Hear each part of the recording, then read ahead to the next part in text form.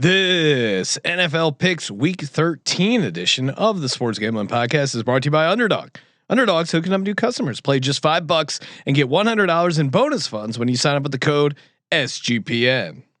Hey everybody, Joe Theismann here. You're listening to SGPN. So do this, let it ride.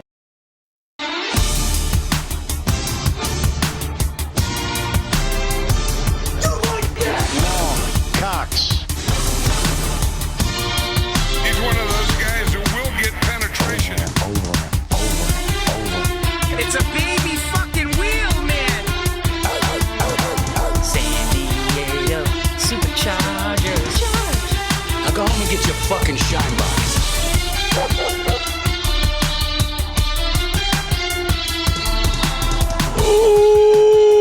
Welcome everyone to the Sports Gambling Podcast. I'm Sean, stacking the money green with my partner in picks, Ryan, Real Money Kramer.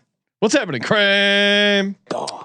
Oh, let me be the first to say Happy Thanksgiving. Oh, Sean. thank you, Ryan. Yeah. I know you love the holiday season. Cannot wait to get off the grid, get away from all the hustle and bustle and food and football celebration. And you didn't even catch me on if you're watching live over on YouTube, I incorrectly said a week 14. This is obviously week 13. I think the having basically an extra week of football via the Thanksgiving games, the 4 bonus Thanksgiving games that the NFL blesses us with, I think having that kind of throws me off because it feels like 2 weeks. I think doing the prop show before the pick show. Yeah, just as someone who does a bunch of content and all this stuff, get ready. Okay, we do the Thursday night props after Monday night. Then college football, having the condensed schedule does throw everything off. So I'm using that as my excuse. But we are live picking every NFL game against the spread for Thanksgiving and the rest of the NFL Week 13 slate. And yes, we already did the props show with CJ. A lot of fun. Covered all 4 Thanksgiving games. And we CJ is filling in for Ryan on the VSiN show, so we'll have more props, I'm sure, for those some of the Sunday games or some of the stuff's not up, some of the injury stuff you're still trying to figure out. I'm sure we'll be giving out some bonus ladders, so tune into the VSiN show Friday night, 7:00 Pacific, 10:00 East. But Ryan, I'm jacked up. Some interesting spots here.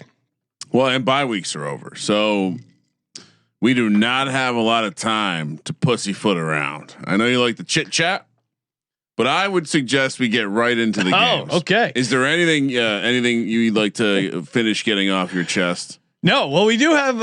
I think we have to talk a little bit about the punch heard round the world.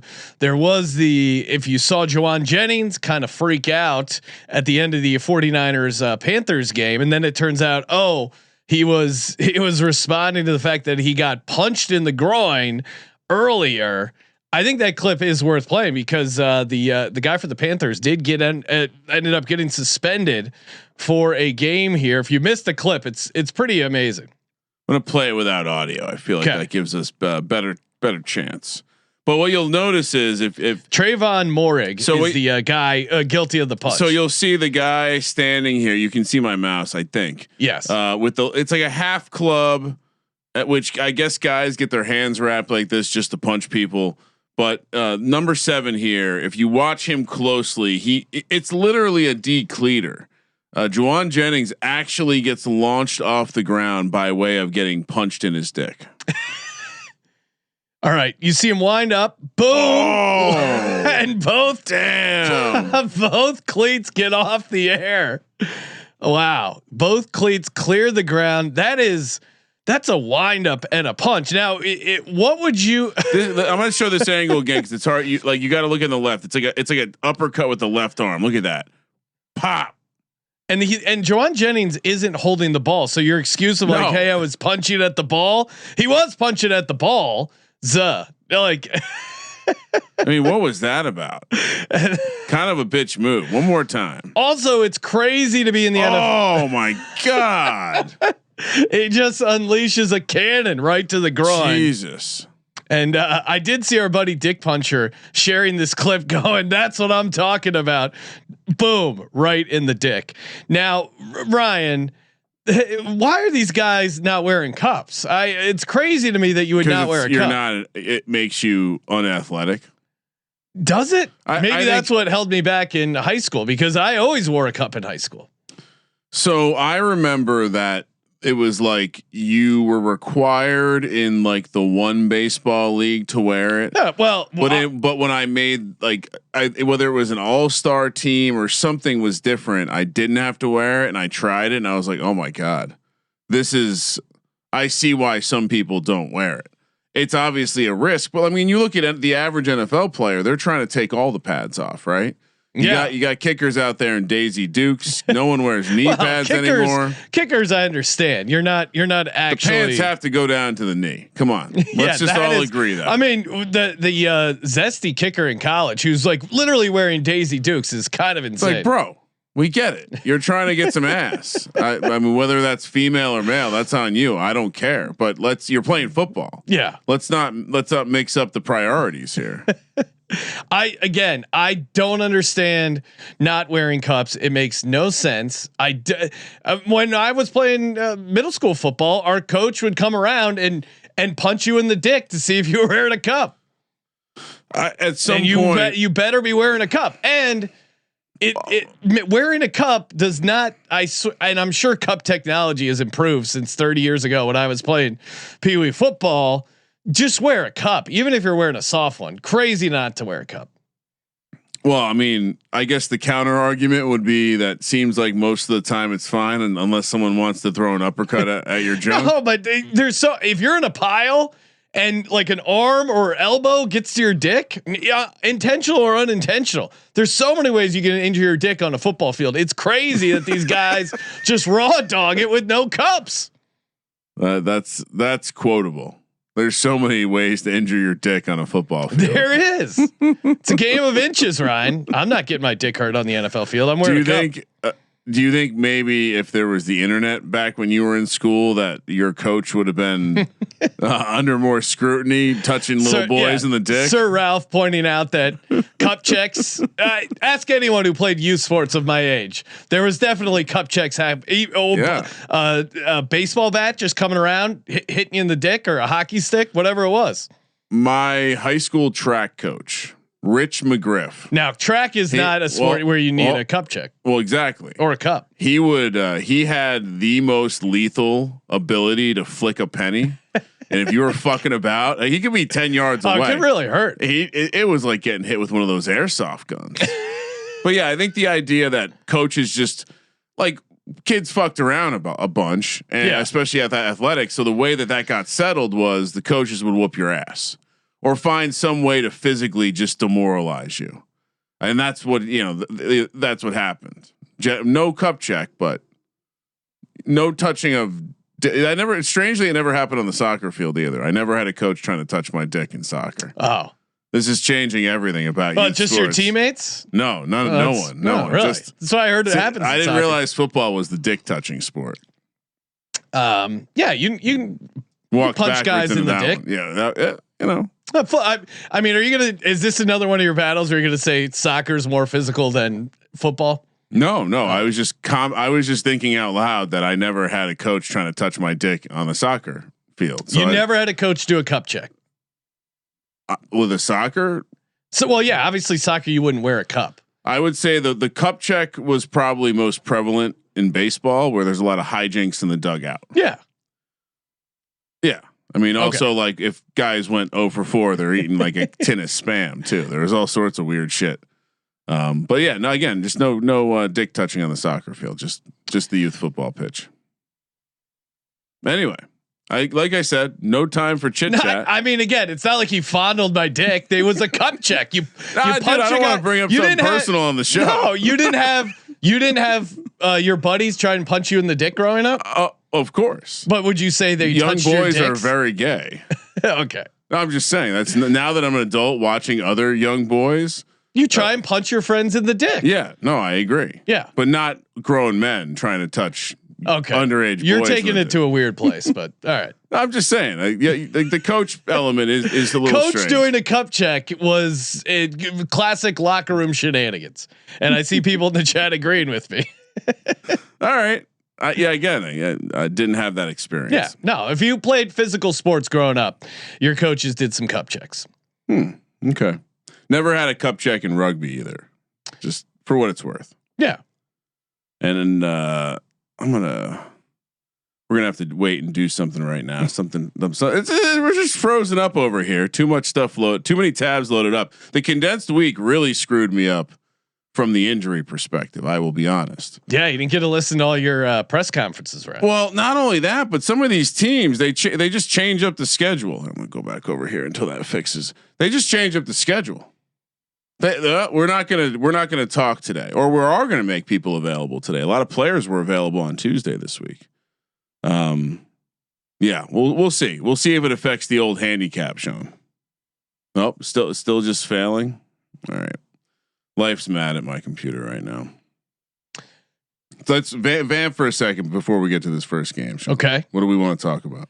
Well, Thanksgiving. I know a lot of content creators like to rank their top Thanksgiving foods. Ryan, you go off the grid. So, what are your favorite Thanksgiving foods? Gorp. Like some MRE meals. So you're trying to make jokes? Yeah, obviously. So what we have, Dinty Moore stew. What is your go-to? We have a bunch of night one, which is going to be like I guess Thanksgiving Eve will be brats with some over the fire with some grilled veggies to go on there. Nice roll.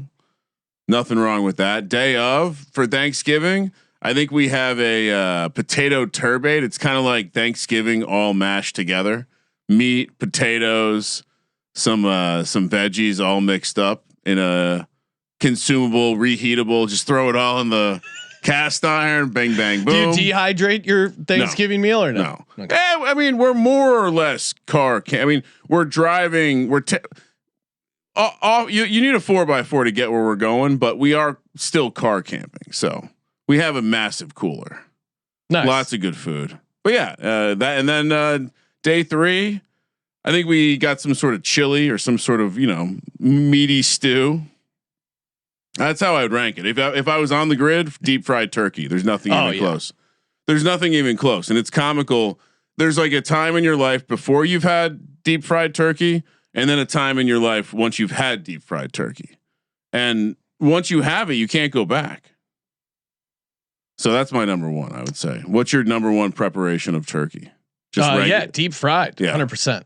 Yeah, I think the only people that don't have that number one are people that have never had deep fried turkey. Yes. What's your secondary meat of choice on Thanksgiving? Let's see. Secondary meat of choice. Some people do ham. Some people do duck. Some people do maybe like a nice roast. Yeah, I would say any sort of roast to me is always higher than ham. I don't mind ham, but ham is not. I have turkey rated higher than ham.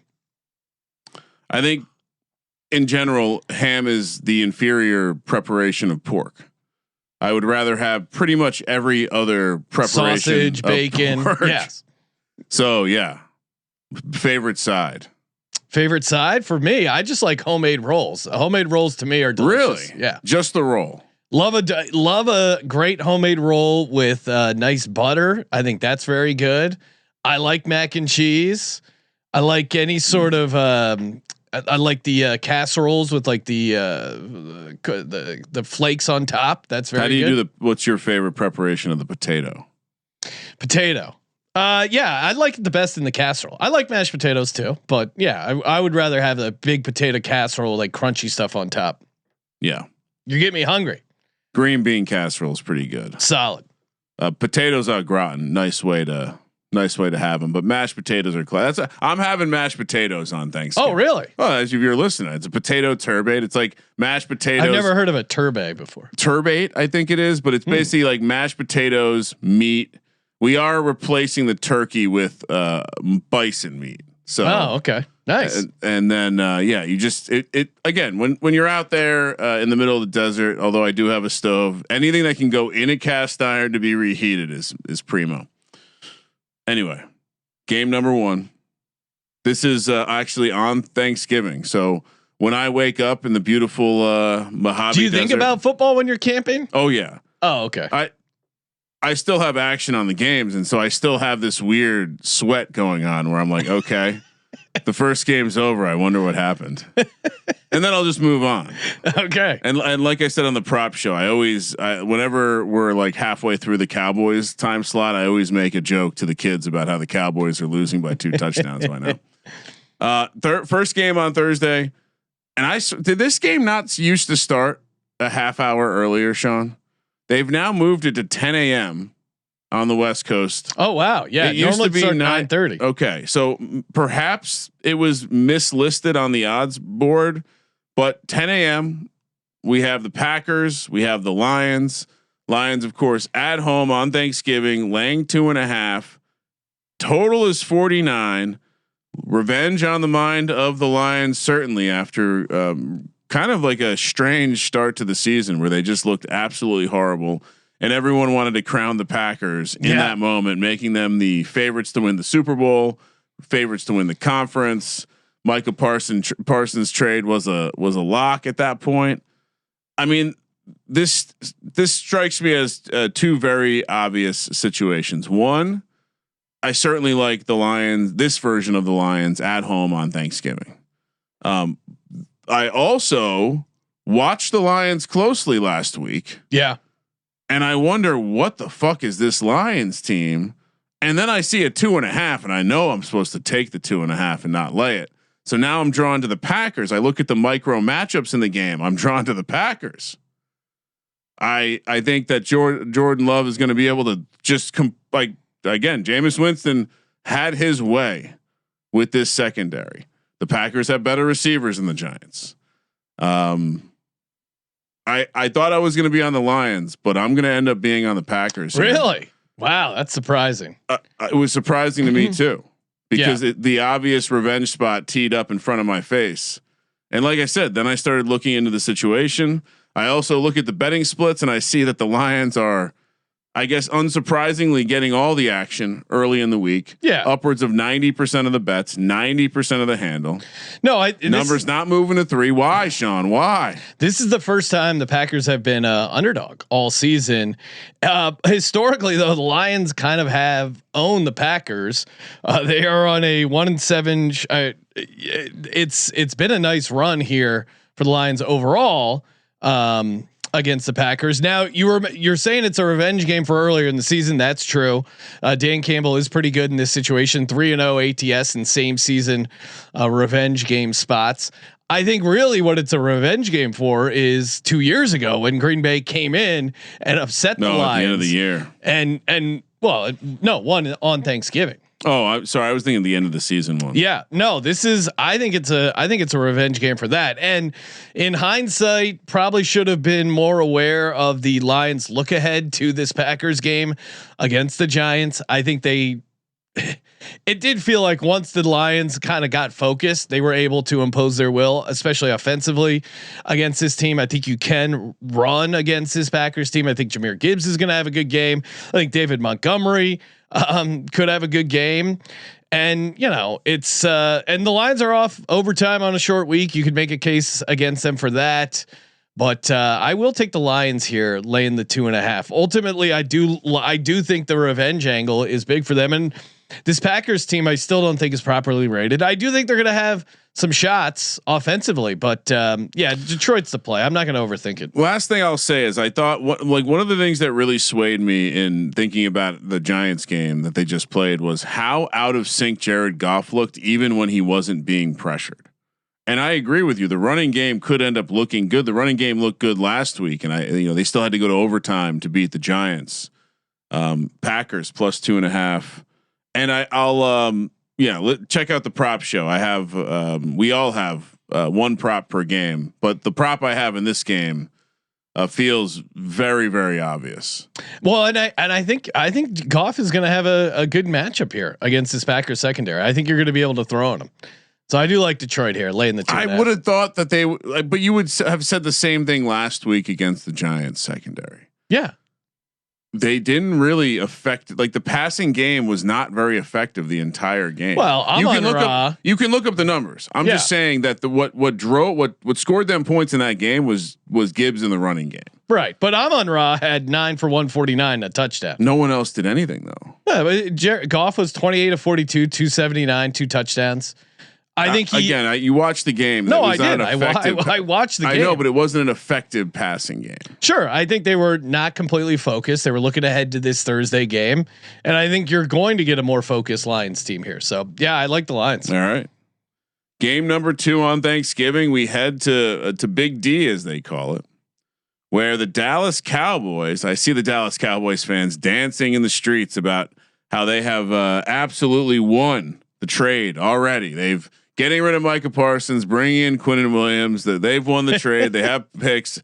It's a wrap. 1:30 p.m. on the West Coast. I'll still be off the grid. Kansas City, Dallas. Kansas City laying 3 again this week. -170 on the money line. Dallas +150. 52 is the total. I don't think this is the right slide. No. What happened? I didn't check the. Did you not check the ones I said? No. Oh, okay.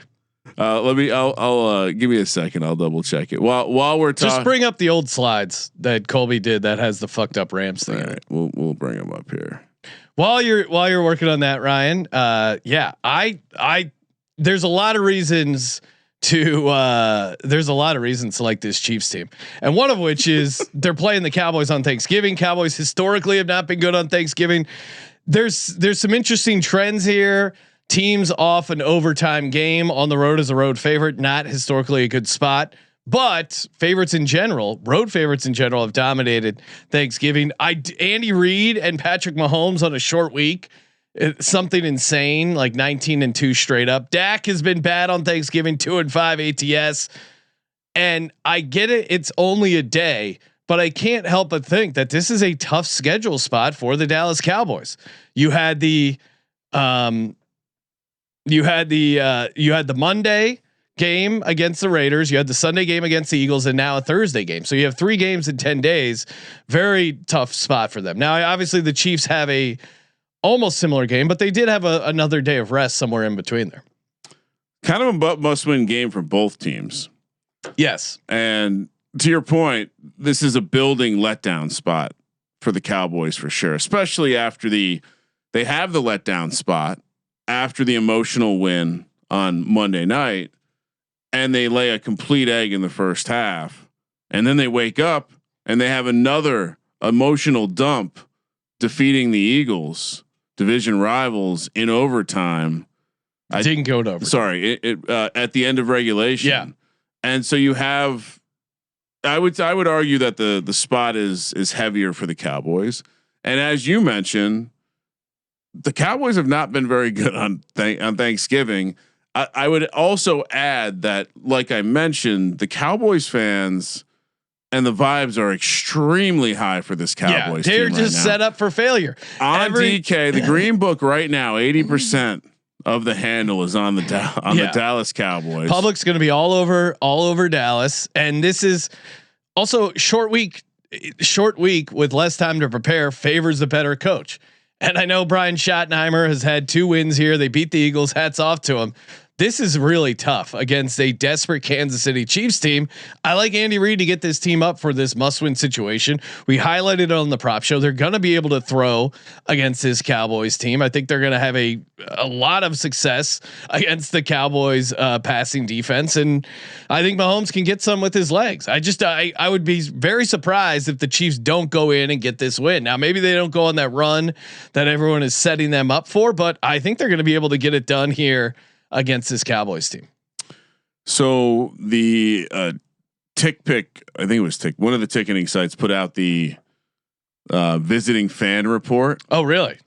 Surprising amount of fans have sold. Well, a surprising amount of tickets are expected to be on the secondary market, and per their records, There's going to be a lot of Chiefs fans in the house for it. This Kind of makes sense because I know I know a buddy who is a Cowboys guy and he buys the season tickets. This is always one of the games he sells. And if you're the Chiefs fans, you're like, hey, this is fun. We get to see a game in a dome. We get to see Jerry World. We like our chances. And you think they could? I think they could run it up. And I think there are going to be a lot of Chiefs fans there. I'm sure our princess Taylor Swift will be in the building, bringing positive mojo to the Chiefs as well. So yeah, give me the Chiefs laying the 3 here. Yeah, not like we were going to take the Cowboys, but also does it feel a little bit like a gift that we're getting 3 here? A little bit, which is always scary. Mike Oxmall in the chat saying, do you think Andy Reid likes stovetop stuffing? 100%, 100%. Now this is the only reason you might want to take the Cowboys if you're worried about Andy Reid not being able to have his traditional Thanksgiving meal. But I'm sure Miss Reid will figure out something. Yeah. Again, I also just think in general, like if you take away the sport or anything about localized team trends, being the team that is hosting a holiday game, there are implicit distractions. I'm standing by that. All right. I'm standing by that. Dak has probably got to deal with some bullshit. I'm standing by that. I don't know about George Pickens. He probably isn't dealing with some bullshit, but I guarantee. Historically, though, favorites have done very well on Thanksgiving. Historically, for whatever it's worth. You know, take what you will for that. I would rather stick with the trend that the Cowboys. They do a great job of shitting the bed when everyone's watching. Now is when they fall apart, when people have expectations. Well, and it is funny because for a 5-5-1 team, the expectations are growing. It's through the roof. Dak MVP chatter. Thanksgiving night. I do feel like some of the best Thanksgiving night games we've had have come from AFC North battles between whether the Ravens Steelers or whoever. In this one, we get a Ravens Bengals matchup where the Ravens are laying 7. I assume this is in like acknowledging Burrow's return. Yes. Or excuse me, but I kind of don't. Well, we'll talk about it. Ravens laying 7 minus 300 on the money line, plus 250 for the Bengals. 51.5 is the total. There's part of me that wonders if this number is not going to come in more. Do you really think this should be 7 points if Burrow's playing? No, that's right. Like that's where I'm at with this. Yeah. It's almost like they are split in the middle a little bit. And there is a chance that he doesn't play, which seems crazy. That seems crazy. Just as crazy to give us 7 points with Joe Burrow against the Ravens team that has not looked good on defense the entire year. And the offense continues to play 2 quarters a game. Yeah. I think the Bengals defense is so bad that people are concerned about that. And I'm sure if you look at the power touchdown last week. Yeah, no, I watched. Didn't look horrible. I watched the game. I was on the Bengals. I thought they covered with Joe Flacco. I got news for you. If this ends up being Joe Flacco in 7 points, I'm not. I still like it, honestly. I still like it as Joe Flacco. Obviously, I like it way more with Joe Burrow with 7 points, and I am on Joe Burrow and the 7 points. This first off, Lamar is not right. I know I'm kind of a classic Lamar skeptic, and normally the regular season, but he has not been right. He's not been playing at an elite level post injury. It's this week. It was his toe, then it was the ankle, the hamstring, the knee. He keeps missing these practice days. I don't think his legs are 100%. Now I still think he can have a pretty good day. On the prop show, we highlighted his ability to get the tight ends going. I think Mark Andrews probably gets in the end zone there. We discussed it on the prop show, but on the other side, this Bengals team, the offense can keep pace, and you have Jamar Chase coming off his 1 game spitting suspension. You have Joe Burrow coming back, and historically Joe Burrow has been great as a dog. So I'm always going to be talked into Joe Burrow as a dog, and especially Lamar doesn't look 100%. And this Ravens defense, I know they've gotten a little bit better since they've gotten healthy, but watch that game against the Jets. As someone who was on the Jets plus 13.5, they were in that game to win the game for a large portion of that game. good, great teams. Which, if you're 7 points favorite, if you're a 7-point favorite against a division opponent, you got to be like a borderline really good team. And I don't think this Ravens team is playing at that level. Some of the biggest upsets on Thanksgiving since 1980, the 1993 Dolphins, they were catching 10 points against the Cowboys. This was the Leon Lett game. I still remember where I was in my grandparents' living room watching this game, losing my mind. The 2023 Packers, which I discussed earlier when mentioning the Lions' revenge, they were 8.5-point dogs, winning that outright. The Bears catching 7.5 over Green Bay in 2015, winning outright. So big dogs winning outright is rare on Thanksgiving, but I also think this is kind of a rare circumstance. I think the Bengals are going to be in this game. Yeah. I mean, I think assuming that Joe Burrow is not complete ass, in the offense, because the offensive line has been a problem. That's the way this all melts down. Yeah. Like Joe Burrow's not all the way healthy, came back too quick, and the offensive line doesn't protect But him. it's not like Joe Flacco has been and honestly, how it super elusive back there. So Joe Flacco, who is a statue of all statues, has been getting by. Well, they covered against the Pats. Yeah. So I think there's a version where, even if he isn't super, and not that Burrow's ever mobile, but that someone with limited legs can succeed against this Ravens defense there. And Destro in the chat pointing Kyle Hamilton DNP probably won't go. That is huge. I know CJ, we were talking a little bit about Gesicki and some props, like the tight end stuff. I like Yoshivas first touchdown. There's going to be some opportunities there. Across the middle of the field. Yeah, it sounds the notes I read, like, so it's always so hard with Thursday night stuff, but Kyle Hamilton, I don't know if he's not gonna go. Like, I know that he didn't practice, but he was out there. So this isn't a situation where he was like inside getting treatment. So I would say call him a game time decision, but either way, I'm with you. I think the only thing I would say differently is that like the Bengals defense showed a little life last week. And I think, I think that's your point. The pick six now against the tight ends, they were still bad, but the Pats didn't light them up. No, I would say like the Pats have lit some teams up this year, and considering how bad the Bengals defense has been, they did not light them up. And so just if you're keeping track at home, and we're getting news that he did practice. So apologies. Okay, that's what I was saying. Okay. He was out there, but he was limited. I don't think they called it a full practice. So we'll. But like I was saying, I think it sounds like he's going to give it. Like they're going to allow him to give it a go. Again, it was a walkthrough today. So what does that really mean? Yeah. But yeah, so we're both on the Bengals. Chalk parlay. Give me the Bengals +7. Chalk parlay for Thanksgiving. What's the chalk? Are the Bengals public dogs? No. Home team in each one of the Thanksgiving games is the overwhelming chalk right now. Oh, okay. So Detroit, Dallas, and Ravens are the chalk. Yeah, that's great. Great position to be in. I'm only on one. Detroit. Yeah. Okay. Yeah. Which is fine. I'm against the chalk all in all. It'll be great. Very sharp. It'll be great. Three road teams staring up at the stars, thinking about all the money I've won, or maybe the money I haven't won. It's electric. It's an all time sweat. Imagine if the craps dice stayed in the air for like 3 nights, Sean. It is electric. All right, let's head over to game 4 for the Thanksgiving crowd, but this one is actually on Black Friday.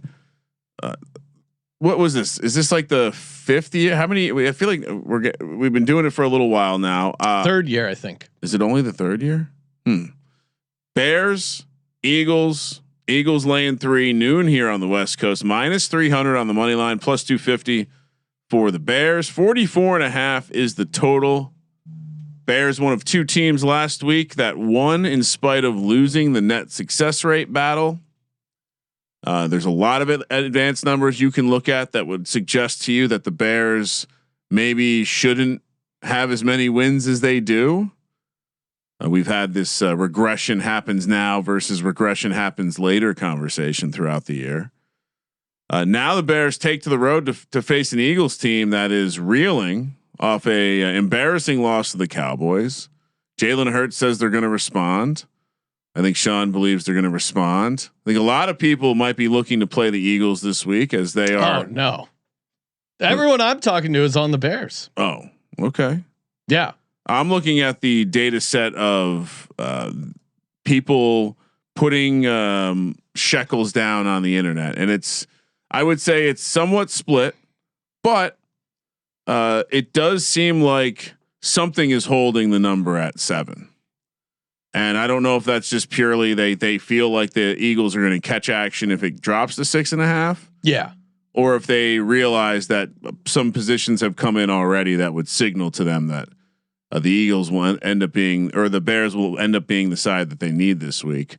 As far as the general gist of like the national media, it does seem like the Bears are riding high right now. Yeah. But the betting community is very aware of the advanced analytics, and the Bears are probably a team that the difference between like the public opinion and are you talking public opinion or betting public? Well, I guess that gray area, because that's the difference. The betting public that is probably very aware of the Bears regression stuff because it's been getting shoved down our face. They look at Olan, one of the sharpest guys in the world, says the Bears defense is going to get 4 touchdowns. Ryan, turnovers. They are the turnovers. They are the Minnesota Vikings of this year. Bears, from like the Kirk Cousins Minnesota Vikings run. Oh wow, that's what they are this year, which isn't a bad thing for a first year of a coach. They're winning games they would have lost in the past, but that still doesn't mean that you're gonna. I mean, that still means that the like predictive nature of what they're doing suggests that they're going to have a game where they get their ass beat. Now, is it this game? This is a very undecided spot for me because I'm a little, the way the Eagles lost that game, the way that the people are talking about it now, local Philly guys are hilarious. But I mean, Ryan, if you're using local Philly talk as part of your handicap, I'm not. I'm just, I wanted to sprinkle that in. I'm saying I was sidebar. Local Philly guys are hilarious. Well, I want to be on the Eagles here, but I'm worried that they're not going to be able to get it done, and that the horseshoe's still in Caleb's ass because it's comfortable for him there and he likes it. So here's what I would say: everything that the Bears do well, and everything that the Bears have going for them, and their key to their success, the Eagles are the Bears team. This Eagles team is that on steroids, right? Like how do the Bears win? How have they won on this run? It's a lot of, hey, they have a good offensive line and they're winning the turnover battle. That really is the key, right? For the Bears victories. They've been winning the turnover battle and they have a good offensive line that helps them get the run game going. Their quarterback has had some issues. It doesn't really matter because they've been closing out games strong. And really, you look at the Eagles run, a lot of that has been part of the formula. Very good offensive line play, although the offensive line play has struggled for stretches so far this season, and probably a big reason why the offense in general has struggled. Now, if the Eagles fumble the ball a bunch like they did in Dallas and fumble this game away, sure. But historically, the Eagles have been very good at not turning over the ball. Like that's one of Jalen Hurts' greatest assets is, hey, they don't turn the ball over in the Jalen Hurts era. There's a very, very good chance they win the game. So if the Bears aren't getting those turnovers from the Eagles, which I don't think they will, I think they're going to be I think they're going to struggle to put themselves in good spots. And that good Bears offensive line, I think is going to have their work cut out for them against this Eagles defensive line. And I think the Eagles on the other side are going to be able to turn over Caleb Williams, who has missed some throws. He's certainly improved. Hats off to Ben Johnson, who's had a very good season. And the Eagles, I think, are a more desperate team at home. Jalen Hurts is a favorite, has been very strong straight up. Now, are you worried about maybe, hey, the Eagles win by 4, they win by 3?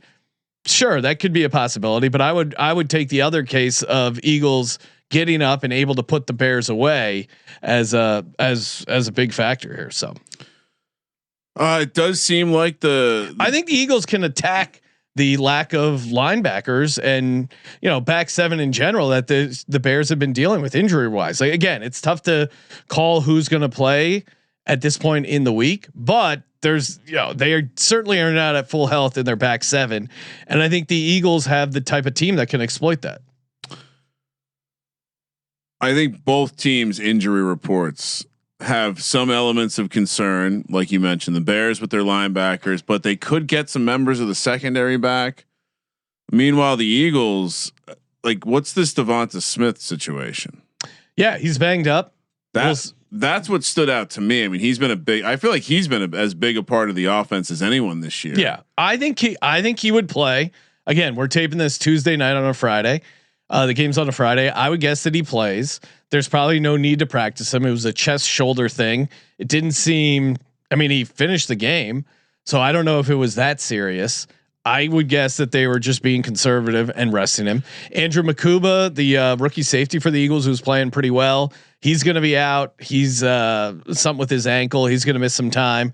Adoree Jackson got banged up. I thought he got a concussion. It turned out it was just like he got checked for he got checked for a concussion. It was in the protocol, but he was a full participant today, which makes me seem like he's going to play. Remember when I was laughing that we were making fun of I forget who it was, but they were in the concussion protocol or they were on the injury report because they had been evaluated for a concussion on game day. This is the same designation that Adoree Jackson has now. Yep. So perhaps this is just a thing, or maybe Adoree Jackson also trying to sit out a game with a concussion. And the team's like, no, you just got evaluated for one. Oh, I don't think so. Everything I saw out of Adoree Jackson is a guy fighting for his job in his career. And he's gone out of his way to stick up for teammates. Yeah. He seems to have been a great fit, and I mean, just from his press conferences, Ryan, he is a guy who's appreciate the opportunity that Fangio's given him. So, maybe because he wasn't in the league anymore. Yeah, no, I think he's aware of his situation. Like, hey, if it doesn't work, I mean, Vic Fangio said, hey, it's got to work for Adoree now, or it's not going to work. It's not worked in some other places, and I think Adoree realized it. Sometimes for these guys, it takes a while for it to click. I think he understands. He's got to continue to play at like starter caliber. He's not going to be in the league. So I don't think he's opting out. And the fact that he had a full full practice here on a Tuesday, I think he would play. Is Lane Johnson playing? No, I don't think so. Okay. I do not think he's playing. It's settled. Give me the Bears. Oh, wow. Ryan, you had me thinking for a second you were going to take the Eagles. Give me the Eagles laying the 7. Kramer on the Bears plus the 7. 1-9 Hurts is and starts without Lane Johnson, correct? And now you got to lay 7 with it. No, thank you. All right, that's a little TMZ take, but I don't think the Eagles offense deserves to be laying points. 7 points against the Bears after this. That's fair. I think it's less about the Eagles offense and what this defense will do to Caleb Williams and the Bears offense. I think if you're laying 7 points with the Eagles, which I am, I believe this is the Eagles' ability to limit to the Bears to. I would set the Bears team total at 13.5, and I'll take the under. Okay, I think their receiving core is going to give. I mean, the Eagles secondary is banged up. They haven't exactly had greatness on the second cornerback spot all year, and I think the Bears absolutely can exploit that with the combination of Odunze, DJ Moore. I mean, look at the last couple of home games. Oh, I don't doubt it. Certainly, I mean, they fell apart there a little bit in the second half against the Cowboys, but. Look what they did against Jared Goff. Look what they did against Jordan Love. You can make a case the Lions passing offense is better than the Bears. Not outside. Okay. And you think Caleb's a cold weather guy? Yeah. We talked about this when he played Jackson Dart. He's had some cold weather games. And you were comparing the two teams. I thought you were going to also say they both have zesty fucking quarterbacks. I didn't say that. Those are your words. I think and now that we're talking about it, Caleb Williams and Jalen Hurts are zesty in their own ways. There you go. Dick Puncher pointing out Hurts has been great at protecting the ball. Yeah, like if the Bears don't win the turnover battle, you still feel good at covering the 7 points. I think the reality is it could just be a gross low scoring game. Okay. I mean, I'm gonna need to see the Eagles have an offensive outburst without Lane Johnson to believe that they can have an offensive outburst without Lane Johnson. Give me the Eagles laying the 7. Kramer on the Bears plus 7. And of course, we're brought to you by Novig, America's #1 sports prediction market. Maybe you're in another state for the holidays. Perfect time to download the Novig app. Get in on the action. I just placed a bunch of first TD plays that I like over on Novig, and got some good prices there. We gave out some. I'm gonna gave out some on the prop show. I'm gonna also add Will Shipley because Saquon Barkley is dealing with a groin issue. I'm surprised Hater Ryan didn't bring this up in the handicap of the game, but I think there is a world where Shipley and or especially Bigsby get involved a little bit more. You can get some great prices over on Novig. First touchdown. I just got Will Shipley.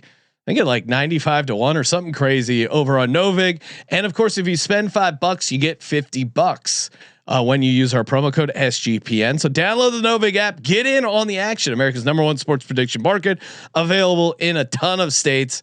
Download Novig and use the promo code SGPN. I was just going back and looking at some notes. According to my notes, Barkley was limited last week as well. Okay, with the groin. But I wouldn't be surprised if on a short week his carries are not as much. And Bigsby has looked good running the ball. He's also, I mean, in general, struggling. But I've said this to you before, and you've scoffed at it. But when he does get banged up, he doesn't always play through the nagging injuries well. So maybe they see that and they're going to give some. I think we could see. I think injuries and or performance, whether it's injuries or whatever, I think we're going to see more Tank Bigsby this game. Would be my prediction. Now, would you then advise playing Tank Bigsby and Will Shipley anytime touchdowns if you're an Eagles backer? I did the Shipley because it was a fun, 100 to 1, 95 to 1 first touchdown. Yeah. Okay. I mean, if you want to play of those, I would take the Bigsby anytime before I would take the Shipley. Okay. Because it does seem like they like Bigsby more, but I would, because it was the first touchdown. I don't know. There's not putting a ton of money on it. A lot of buzz on Shipley before he got hurt. I mean, no, and they liked him. Maybe they don't get Bigsby if Shipley's the guy. If Shipley stayed healthy the entire time, yeah, maybe that's an interesting. But I'm pulling up their anytime prices. Bigsby's $850, and Shipley is 12 to 1. So yeah, of those, hot dog. Of those, I think Shipley at $850 is a more interesting play. But I just like the dart throw at the first touchdown. All right, AFC South, front and center. We're headed over to Sunday now, where we have 7 games in the early windows. Shout out to no bye weeks. Not no more bye weeks. We still have more coming. Houston, Indy, the Texans and the Colts have shared some memorable matchups, including. We're not doing Jags Titans. Oh wait, do we have? Are we just in a? All right, slightly out of order. We'll go out of order though. We'll allow Colby's slides to dictate the order we go in. I'm going to get at least one DM about us not going in rotation order now. Jags. Titans, Jags laying 6.5 -330 on the money line. I was right about the AFC South. Titans plus 275. 42 is the total. What were you right about? Well, I was previewing the other AFC South matchup. So Jags, and this is a very interesting Titans logo. I've not seen the bloody Titans logo before. YouTube.com/sports gambling podcast. I mean, I don't know what this. The Titans are incredibly banged up. Their offensive line is incredibly banged up. It sounds like Cam Ward got a little banged up in that game. Nothing that's going to pop him up on the injury report, but there was talk about him taking a physical beating, the most physical beating he's taken as a pro. I mean, he made some great throws, but you watch some of those highlights. Part of the reason it's a great throw is because he gets jacked up. And but probably the best game we've seen from him. His willingness to run has to have you optimistic if you're a Titans fan who believes Cam Ward is the guy. And on the other side, the easy question here is how could you possibly lay 6.5 points with Trevor Lawrence the way that he's balling right now? You can't. He's not balling. To update. I mean, to have 4. It's funny that the Bears are getting shit for their record and not having like to cover as a road favorite and turn the ball over 4 times is very unlikely. Just so it shows you the character of the team. And to update a correction from earlier in the week, Trevor Lawrence is 2 behind the leaders in interceptions. So he's got 11 let's go. on the season. Yeah, no, I'm actually, I know I said I'm not taking the Titans anymore, but I'm back. I'm back on the Titans team. I thought they play competitive. Don't do it, Sean. No, they play competitive football, and you can't lay 6.5 points with this Jags team on the road. I think the Titans are kind of fired up. They keep making plays on special teams, which has been huge for them. And if you watch the Titans game against Seattle, yeah, they got burned deep, but there isn't a guy like JSN on this Jags team that I think can take advantage of them. You still have Jeffrey Simmons for the Titans on defensive line that I think can impact Trevor Lawrence and certainly his decision making, which is clearly just off. And Trevor Lawrence on the road, Trevor Lawrence in general has been he's gonna turn the ball over. So I will actually take the Titans here as a home dog, catching 6.5 points. Kramer, I assume you're on the Jags. You take them every week. That feels a little. Are you getting cute? I don't think so. I think if this was, I think this should be like 3.5. I don't think this should be 6.5. Do we have an update on Brian Thomas? I've gotten no updates. It seems like he's just kind of gone away. Well, I have noted down that week 13 was the week that was potentially going to be the target for him coming back. So I guess something to monitor there. If you want to talk about who could be the guy beating the D, I just would point to the fact that the Titans are very this is a bad team that now has borderline cluster offensive line issues, borderline cluster wide receiver issues, and they're going to rely on needing their defense to hold the fort. Last week they took a special teams touchdown and some garbage. Yeah, but this is how they've been getting by, and they've had a bunch of games at home. I think they are actually kind of building on. Again, I don't think Mike McCoy is the answer long term. This is actually their 4th home game, which I think is a pretty good spot for them, Ryan.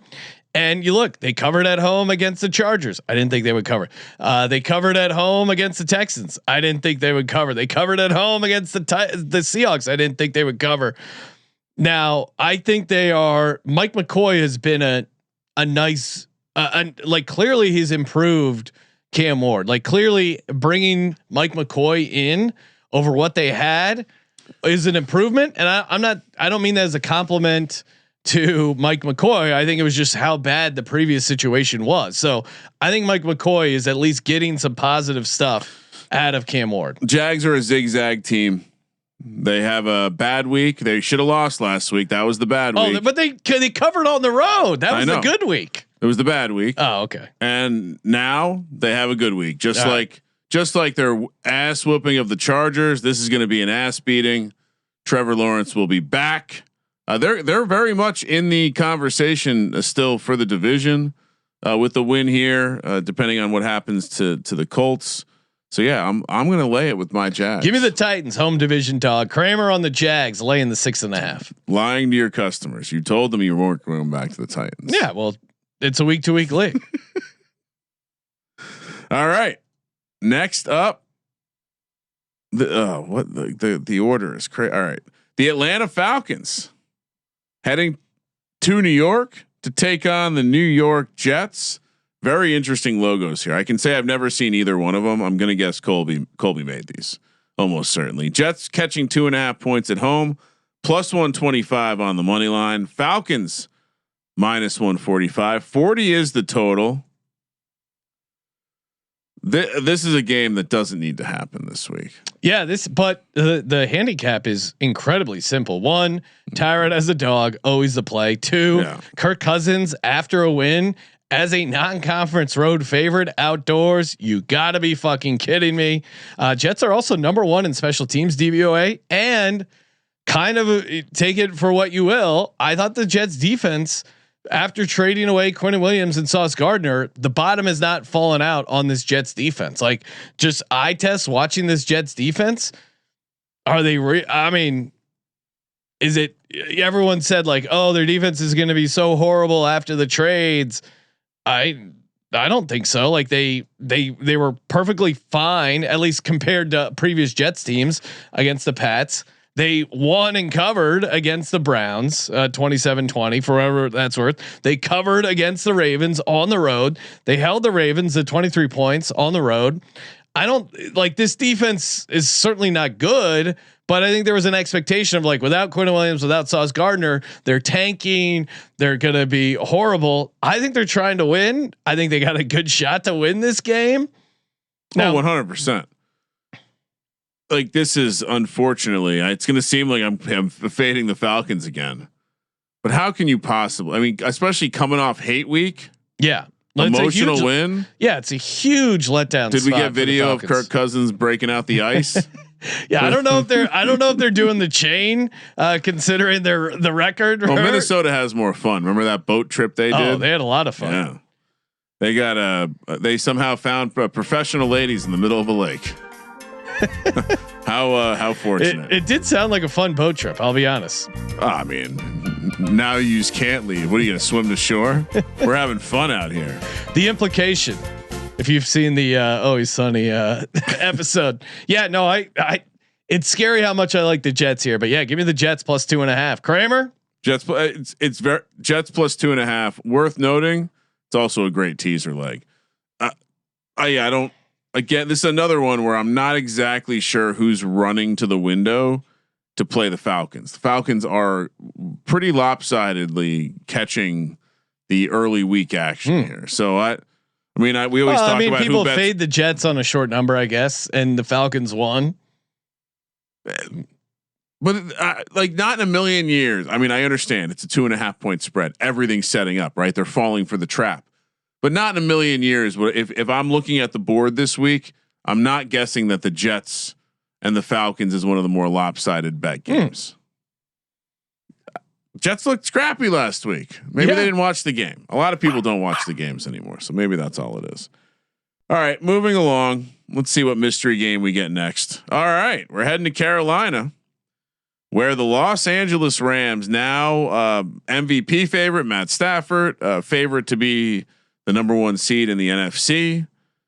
Rams laying 10.5 minus 535 on the money line. Panthers plus 415. 45 is the total. Big number for the Rams to lay on the road here. We were discussing this a little bit before the show, and I think the Panthers are another team where they have moments where they look competent. I was even making complimentary statements about Bryce Young and how he looks clearly better than CJ Stroud at this point. That is a take I don't agree with. I think he at worst looks better than him. Maybe not clearly better. I disagree with all that. I mean, CJ Stroud might not get his job back. Oh, he's to playing Davis Mills. I mean, no, he has his job I understand back. they have to give it to him back, but maybe we'll have a soft benching occur very quickly. No, but just Bryce Young looks so tiny and just such horrific decision making in that game. They had 3 interceptions in the first half, couldn't do anything offensively and against that decimated 49ers defense. And as much as I want to talk myself into the Panthers here as a cute home dog, and the Panthers have been good for the most part as a dog, obviously not last week against the 49ers, even though they got 3 interceptions. You look at the injuries on this Panthers team; it is horrific. And you saw once J.C. Horn got knocked out of the game, he had a bad concussion. It was puking his guts out. I don't think he's going to play on 6 days, so I'm going to grade him out. Then you got the safety, Trevin Moehrig out. No Trevin Wallace. No Rosebum. No Rob Hunt. No Cade Mays. There's just this Panthers team is incredibly banged up. And the Rams, actually, as crazy as it sounds, they've done a good job. Usually think of like, hey, West Coast team going on the East Coast. Oh, there's a time difference. They're not gonna be able to get up for this. But they've done well in these spots. It kind of reminds me of when the Rams went and played the Ravens. It's not necessarily going to be a pretty game, but I just don't think with the Panthers defense, how banged up it is, and Matt Stafford like wanting to pad his stats here on an MVP run, I got to take the Rams. It's a massive number, but I just can't make a good case for the Carolina Panthers here. I understand it's 10.5, but I'm going with the Rams.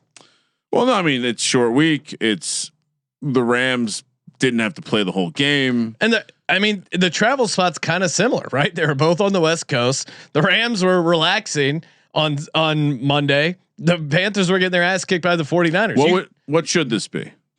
Should this be 14? It should be 13.5, I think. Yeah. To me, this feels the same as the Bengals Ravens game. Just a clear and obvious mispriced game. And I think it's because of the situational stuff. And guess what, Sean? Like slap a ribbon on it, because the Panthers are the public dog. Really? Of the 82%.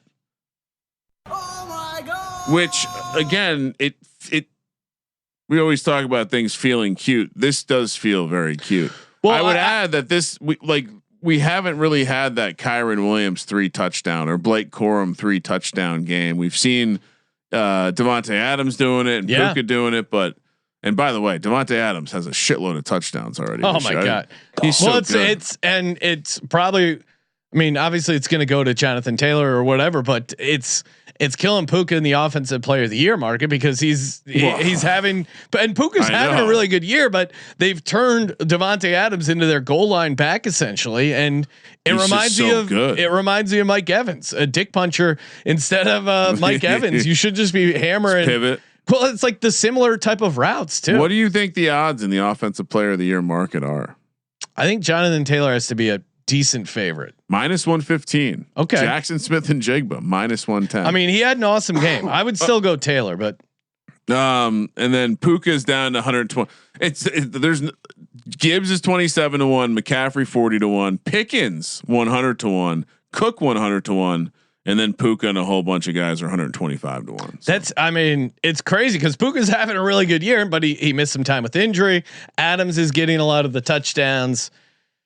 Yeah, I would not be hopping it. There's nothing. Yeah, there's nothing that interesting. So we're both laying the big chalk on the road. Yep.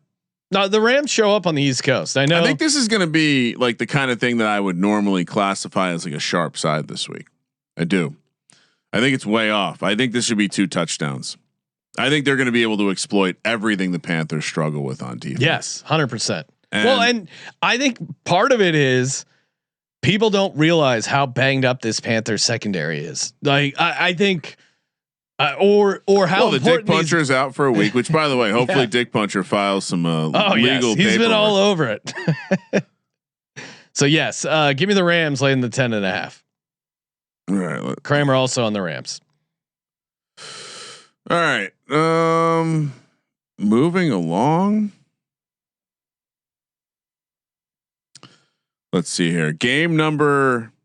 I see. I lost. My numbering system's all screwed up because we're going in Colby's order here. Saints, Dolphins. This is a game probably no one asked for. Week 13 of the NFL I was trying season. to I have no memories of these teams ever playing. Even really, like the only connection I can think is Ricky Williams played for both of them. But other than that, like I don't like. Have they ever played? I'm sure they obviously have. But like, do you remember any Saints Dolphins games, Ryan? You've watched the NFL for years upon years. Can you name a Saints Dolphins game? It's a great question. No, I can't think off the top of my head of a time. Now I'm guessing they've played in the last. They've probably. I mean, they obviously have played in the last decade, and the game has been inconsequential to anything. Yeah. No, I'm looking it up. Miami beat the Saints 20-3 in December 27, 2021. No memory of it. End of the year. No one cares. Saints beat them 20-0 in 2017. It's they play every 4 years, but I just have no memory out of sight, meaningful out of mind. games between them. Well, here the Saints are the Saints are catching 6 points on the road, plus 220 on the money line. Dolphins -260. 42 is the total. Game number 4 out of 7 in the early window. This is an interesting one because in some regard, the Saints are starting to expire and really turn rotten. That game last week was granted a division rival. Yeah. But that was a tremendously bad performance. The defense scored a touchdown. I mean, put that into context when you look at the scoreboard there against Kirk Cousins and a Falcons team that has not been good. and their defense has regressed a bit. And on the other side, you have the Dolphins coming off the bye, who have at times looked workable. And so, but then we're laying 6 points here with Tua in a spot where we never want to be with Tua and Mike McDaniel, which is laying points. And Tua Tagovailoa, the quarterback. I don't know what to do with this game because like maybe it's a Taysom Hill game again. And he somehow rolls it out there. But if they're not going to do something different at the quarterback position, Kamara probably out, by the way. I don't see how you could take the Saints because there is a chance the Dolphins put up some points in this game. And if the Dolphins score 21 points, they cover 6, right? Does feel like that. And yeah, I couldn't get cute very here simple handicap and make a case for the Saints, but the Dolphins are coming off a bye, and crazy as it sounds, Dolphins kind of got a little juice. So 100% go. If you it seems since I know it's crazy to say there's a firing bump, but after they fired that GM and it made it clear that, hey, I don't think they're going to fire Mike McDaniel next year, that the team is kind of bought in, and this hodgepodge of whatever they got going. Hodgepodge. Well, like, to me, there are guys on the Dolphins who are good, and there's not a lot of good offensive players on the Saints. It's no one that memorable on the defensive side. You have Achan. You have the best player on the field. You're at home on a bye against the Saints team that got humiliated at home. You have the dome team in the hot, humid, long grass of Miami. Is this any different than the Saints going to Carolina, a dome team where they've always struggled historically? And New Orleans has not been good as a dog. They've not been good as a favorite. They're just not that good. Again, it's hard to do much with that team as long as the quarterback situation is going to be like that. They don't, and I also think there's just they're not really running the ball. They're not really able. Juwan Johnson's probably been their best passing threat. The offensive line, has lost a lot of key folks to injury throughout the year. I mean, not a game too many people ask for, but I guess you have to lay it. Yes, give me Miami laying the 6. Adam Osimo in the chat saying totally understand if you pass on this game. Adam, they're the only passing we do here is celebrating the passing acumen of Jalen Hurts. We do not pass on games. We've picked every NFL game against the spread since 2011. No passes, Ryan, in our history. Yeah, maybe I'm celebrating different passing acumen, but yeah, I certainly. Who do you think is going to be the more popular side bet on here? I would say Dolphins. Does it get to 7? This feels like the kind of game that gets to 7 because people just bet the Dolphins all week. Yeah. And the Saints money never comes in. It's tough to make a case for the Saints, and I feel like the betting public's going to say the same thing. Yeah. Chalk it up. Nice teaser like too. If you're into that kind of stuff, you don't need to tease the Dolphins. Jets Dolphins teaser. What could possibly go wrong? Next up, we have the San Francisco 49ers heading to Cleveland to take on the Browns, and not Dylan Gabriel, who lost his job by getting a concussion because Shedeur Sanders smoked the Las Vegas Raiders. I am sorry, Shedeur Sanders. San Francisco laying 4 on the road here, -215 on the money line. Browns +185. 38 is the total. Robert Saleh has continued to express how much he's enjoyed watching this defensive unit slowly come together and overcome these massive injuries. Now, you could say the performance last week was fueled by Bryce Young. Yeah, fair. It was also a solid performance, and in some ways, the defense kind of kept them alive because their offense kept turning the ball over. Good spin. Thank you. They now take to the road to face a Cleveland team that is a monster at home. Monster. Especially as a home dog. They've covered every time they've been a home dog. But even you agreed when we talked about this a couple days ago that this number seemed short. Yeah. That being said, I watched Brock Purdy on Monday Night Football, and you're crazy to be laying 4 points on the road with this 49ers team, who has historically struggled in Cleveland. And I saw a guy who I thought Brock Purdy's confidence was kind of rattled post game. And they're asking Christian McCaffrey, calling for Mac Jones. There were people calling for Mac Jones. Christian McCaffrey. They asked him, "Hey, when Brock throws an interception, do you go up and say anything to him?" And Christian McCaffrey had a great line. He goes, "No, when I drop a ball or fumble, I don't want anyone coming up to me and to say I want to punch him in their face." And I guess you could say spin zone. Brock Purdy figured it out, but what I saw Brock Purdy doing at home against a Panthers defense, he's going to be doing a million times more against this Browns defense. This Browns defense at home in particular is very good. And of course it was a home game at the Raiders. That's why you could still take the Browns, even though it's technically on the road. 5th in the league in yards per play, 4th in defensive DVOA, 3-0 ATS as a home dog. 49ers on a short week. I went against them last week. They've been very bad. It's now 2-14 ATS after a win.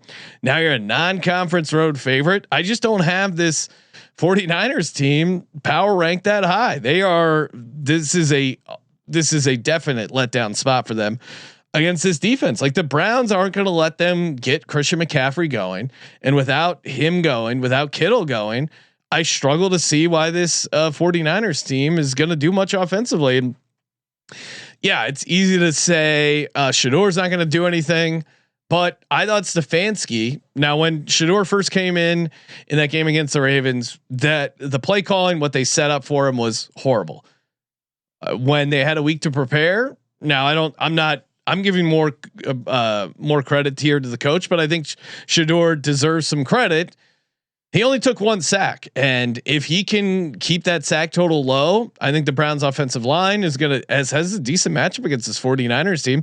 Judkins, what we've seen out of him, Sampson getting explosive. I think they're going to be able to get the tight ends going. He had a little bit of chemistry going with Fannin, but really this is just about the Browns not letting the 49ers put up a lot of points and keeping them in this game. So yeah, am I nervous about backing Shador off a letdown spot? Yeah, but I'm not laying points with the 49ers on the road after a win against an elite defense in a non-conference road spot.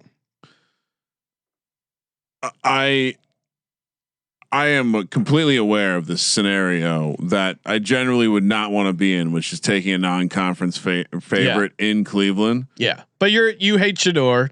You're going to be apologizing. Ryan, do you want to bet another apology? Do I want to bet another apology? I don't think the Niners are going to be the same caliber of team, aka firing their offensive staff directly after the game. This is a much different setup. The Browns are way better at home. I know. That's why I look at my numbers, which you don't want to know what my power numbers make this. What your fair number is? Could get some snow here. 49ers. I got this number. Brock Purdy in the snow. I got this number. Niners minus 10.5. Give me the Niners. What? Just say you hate Shador. It'll free you, right?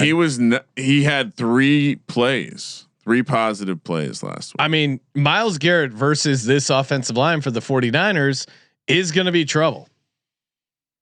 We'll see about that. I like the idea that Shanahan can get a little game plan going. Oh, sure. Trust the coaching. He can game plan. He had a good game plan. Brock Purdy did everything he could to fuck it up. I just don't think you're going to get away with that. Week. Oh, they did. Yeah.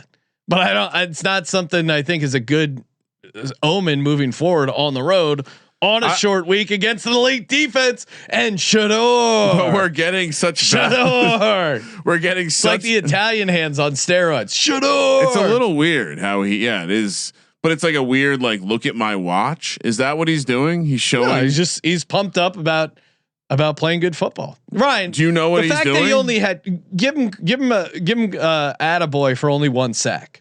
No, that's great. Okay, that's great. And no, I thought Stefanski did a good job of playing to whatever skill set he has going here. Well, he's a good coach. Yes. And so again, the shots were good. You just have to avoid the negative plays. He mostly did that. Yeah. I'm just simply saying that Kyle Shanahan and this Niners offense is going to be a little bit different than Chip Kelly and Geno Smith and the Raiders offense. And they're going to be able to put up a little bit of a fight. Do we? I kind of want to, because all right, let's move on. People already get upset when I talk about Shador. They can't handle the honest. Shador. What do you mean? He's 1-0 as a starter. Yeah. Okay. Small sample size. Okay. All right, let's move along to the next game in the Colby roulette wheel. Arizona Cardinals, Tampa Bay Buccaneers, who are just completely falling apart. Meanwhile, we see Jacoby Brissett is the second coming of, dare I say, Jake Plummer, aka the bottom end of Thor's projection on how good JJ McCarthy could be. Poor Thor, he's going through it, but he's doubling down on sticking up for JJ McCarthy, who is very high on.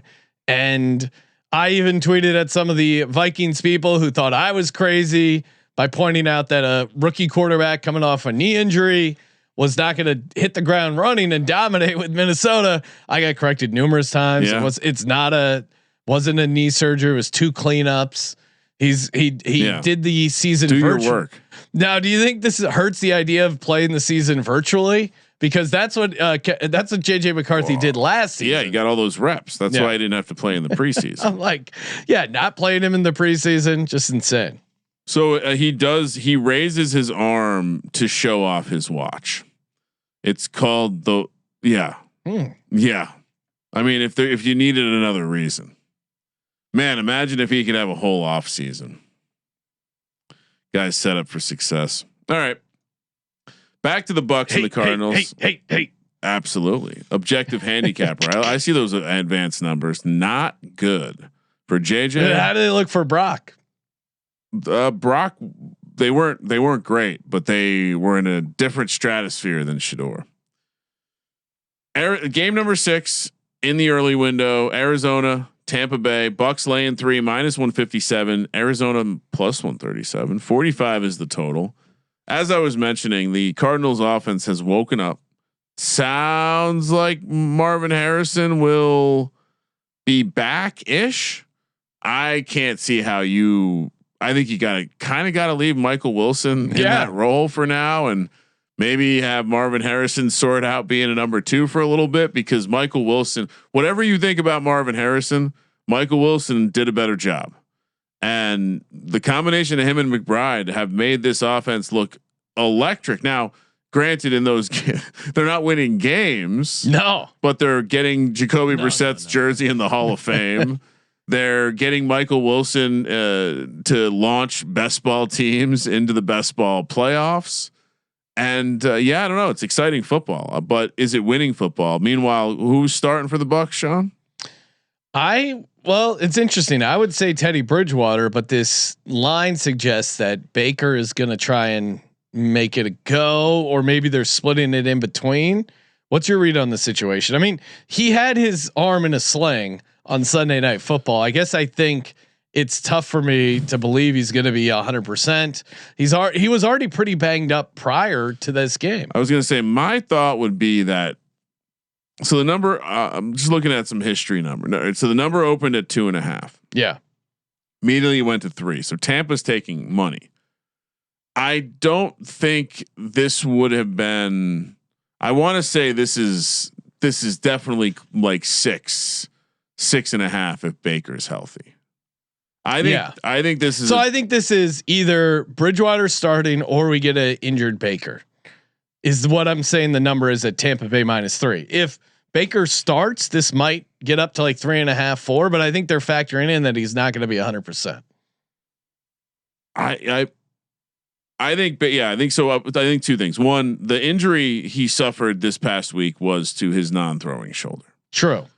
So but you also have to be able to hold the ball. Oh, absolutely. But he did. It is a non-throwing shoulder situation, so I don't exactly know if that would prevent him from playing. Now, the bigger concern for me is the fact that he has not looked good. he's clearly dealing with an issue with his throwing arm. Yeah, there's something else going on. He hasn't looked 100% prior to this injury. So I will project that Teddy Bridgewater is going to start for the Bucs. Now that's not good because I don't think he's, other than wearing a hood when he plays quarterback, nothing special going on there. Yeah, the Butler. It's been a while since he's looked good, but he's had some moments as a backup quarterback where he's come in and looked competent, but he's had better teams around him. And really, we talked to all the quarterbacks, Brissett, Baker, who's going to start. The crazy part is the defenses. Cardinals defense has let up 112 points in the last 3 games. The Bucs defense, which is supposed to be good, Todd Bowles is a good defensive mind. They've let up 106 in the last 3 games. They're a mess. So this is weird because I think the Bucs winning by exactly 3 is a pretty strong outcome because the Cardinals just have the ability to lose every game by 3 points. Well, Walter Nolan got hurt again, and he has had such an impact. I feel like we've said this for every week he's played. Yeah, he keeps. He's maybe left every game he's played so far. Yeah, and obviously he was injured coming into the season, but. Yeah, it's one of those things where like, I got to go with the Cardinals in the 3 points here because at least I've seen some competency from this Cardinals offense, and whether it's an injured Baker or Teddy Bridgewater, I can't trust them as favorites. But this is a tough game. Obviously, a lot of question marks. I just don't want to be laying points in this game. I think either way. What are you doing, Ryan? I mean, how much do we think? I almost want to take Baker with the idea that if he does play, yeah. I mean, if you're playing that, like if you might get the best number. I mean, doesn't Todd Bowles strike you as the kind of the guy that just rules a guy out if he's out? Yeah, like he's not playing games, and Baker is a scrappy motherfucker. Oh, I think Baker will try to play, but I don't think there's also any benefit in ruling him out this early in the week. I think it's probably going to be like a pain tolerance. Can he hold the ball? Can he take a hit and hold the ball? I think is the biggest. Bucky Irving back this week as well. Give me the Bucs. Yeah, I just don't want to be laying points in this game, but I'll take the Cardinals getting the 3. Kramer laying the 3 with the Tampa Bay Bucs. Yeah, this Cardinals team. Games are electric though, Sean. No, they are. Not going to be locking this game up, but give me the Cardinals +3. All right. Moving along to the last game in the early window. Let's hope. Just waiting to, the reveal is accurate. It's the Texans and the Colts. I tried to start with this one back in the AFC South, bookended by the AFC South. The Colts laying 4.5, -210 on the money line. Texans +180, 44.5 is the total. Ryan, this has got to be you're in a rock and a hard place. Very difficult situation because here. you hate CJ Stroud and you hate Daniel Jones. And so what do you do? Well, I don't hate Daniel Jones, just for the record. Okay. You like him? No. Okay. No, I don't. You like picking against him. Hate him. I think he's turning into a pumpkin. Yeah. And I think now he's facing a Texans defense that could mollywop him. I mean, if the offensive line can't hold, we've seen some cracks, right? Yeah. We've seen some slow cracks, and we even saw it last week, right? Another potential pick 6 drop because 2 defenders run into each other. If the pass rush that the Texans have been getting works like it has been working, my God, with this we could see the 2 pick 6 game against Danny Dimes. No, turnovers have been a huge issue with Daniel Jones past couple times, and you look what they did to Josh Allen. Now, granted, that's at home, but they're still in a dome here. This Texans defense is for real, and they're getting extra rest. They're heating up. Now, quarterbacks do kind of struggle that first game back from the concussion. Colts defense is good enough. So I do worry about CJ Stroud turning the ball over and getting it and keeping the Colts in this game. Obviously, Jonathan Taylor continues to have pretty good success, but yeah, this is a tough matchup. I think the Texans can slow them down. I think the Texans. I kind of would rather they had some momentum, at least in my mind, with Davis Mills. I hate that CJ Stroud's coming back for this game, but Yeah, I know. I still do like the Texans in the 4.5. What are you doing, Ryan? You're on the Texans. It sounds like. What scares me is that they're on the road. It does seem like they are catching a bit of hype.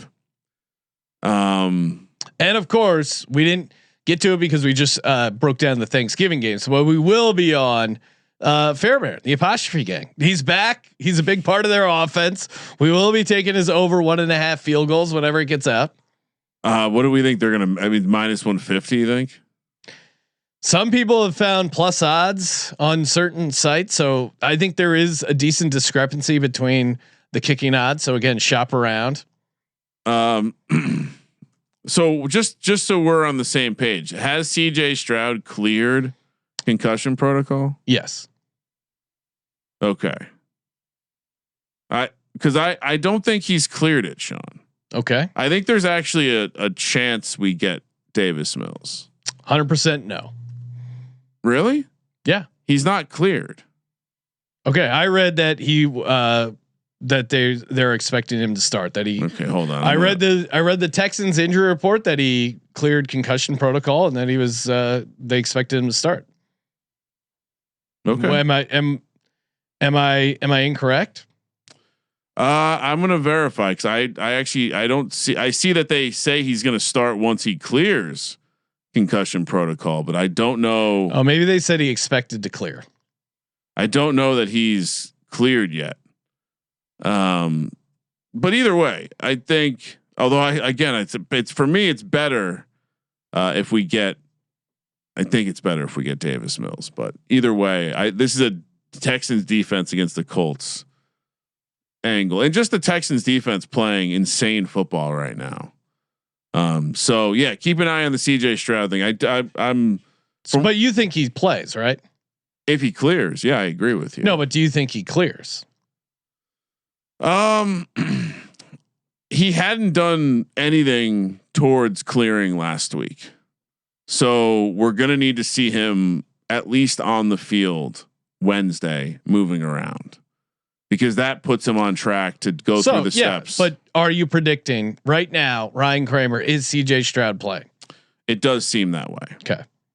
But again, they're being very peculiar with how they're talking about it. And I'm all right now confirmed. He's not cleared. Okay. Maybe I read he's expected to clear. Yeah, I think it's that. Well, he has the 3 steps of like the Wednesday, Thursday, Friday practices that have to happen for him to be cleared and ready to go. So keep an eye on it, but I'm taking the Texans regardless.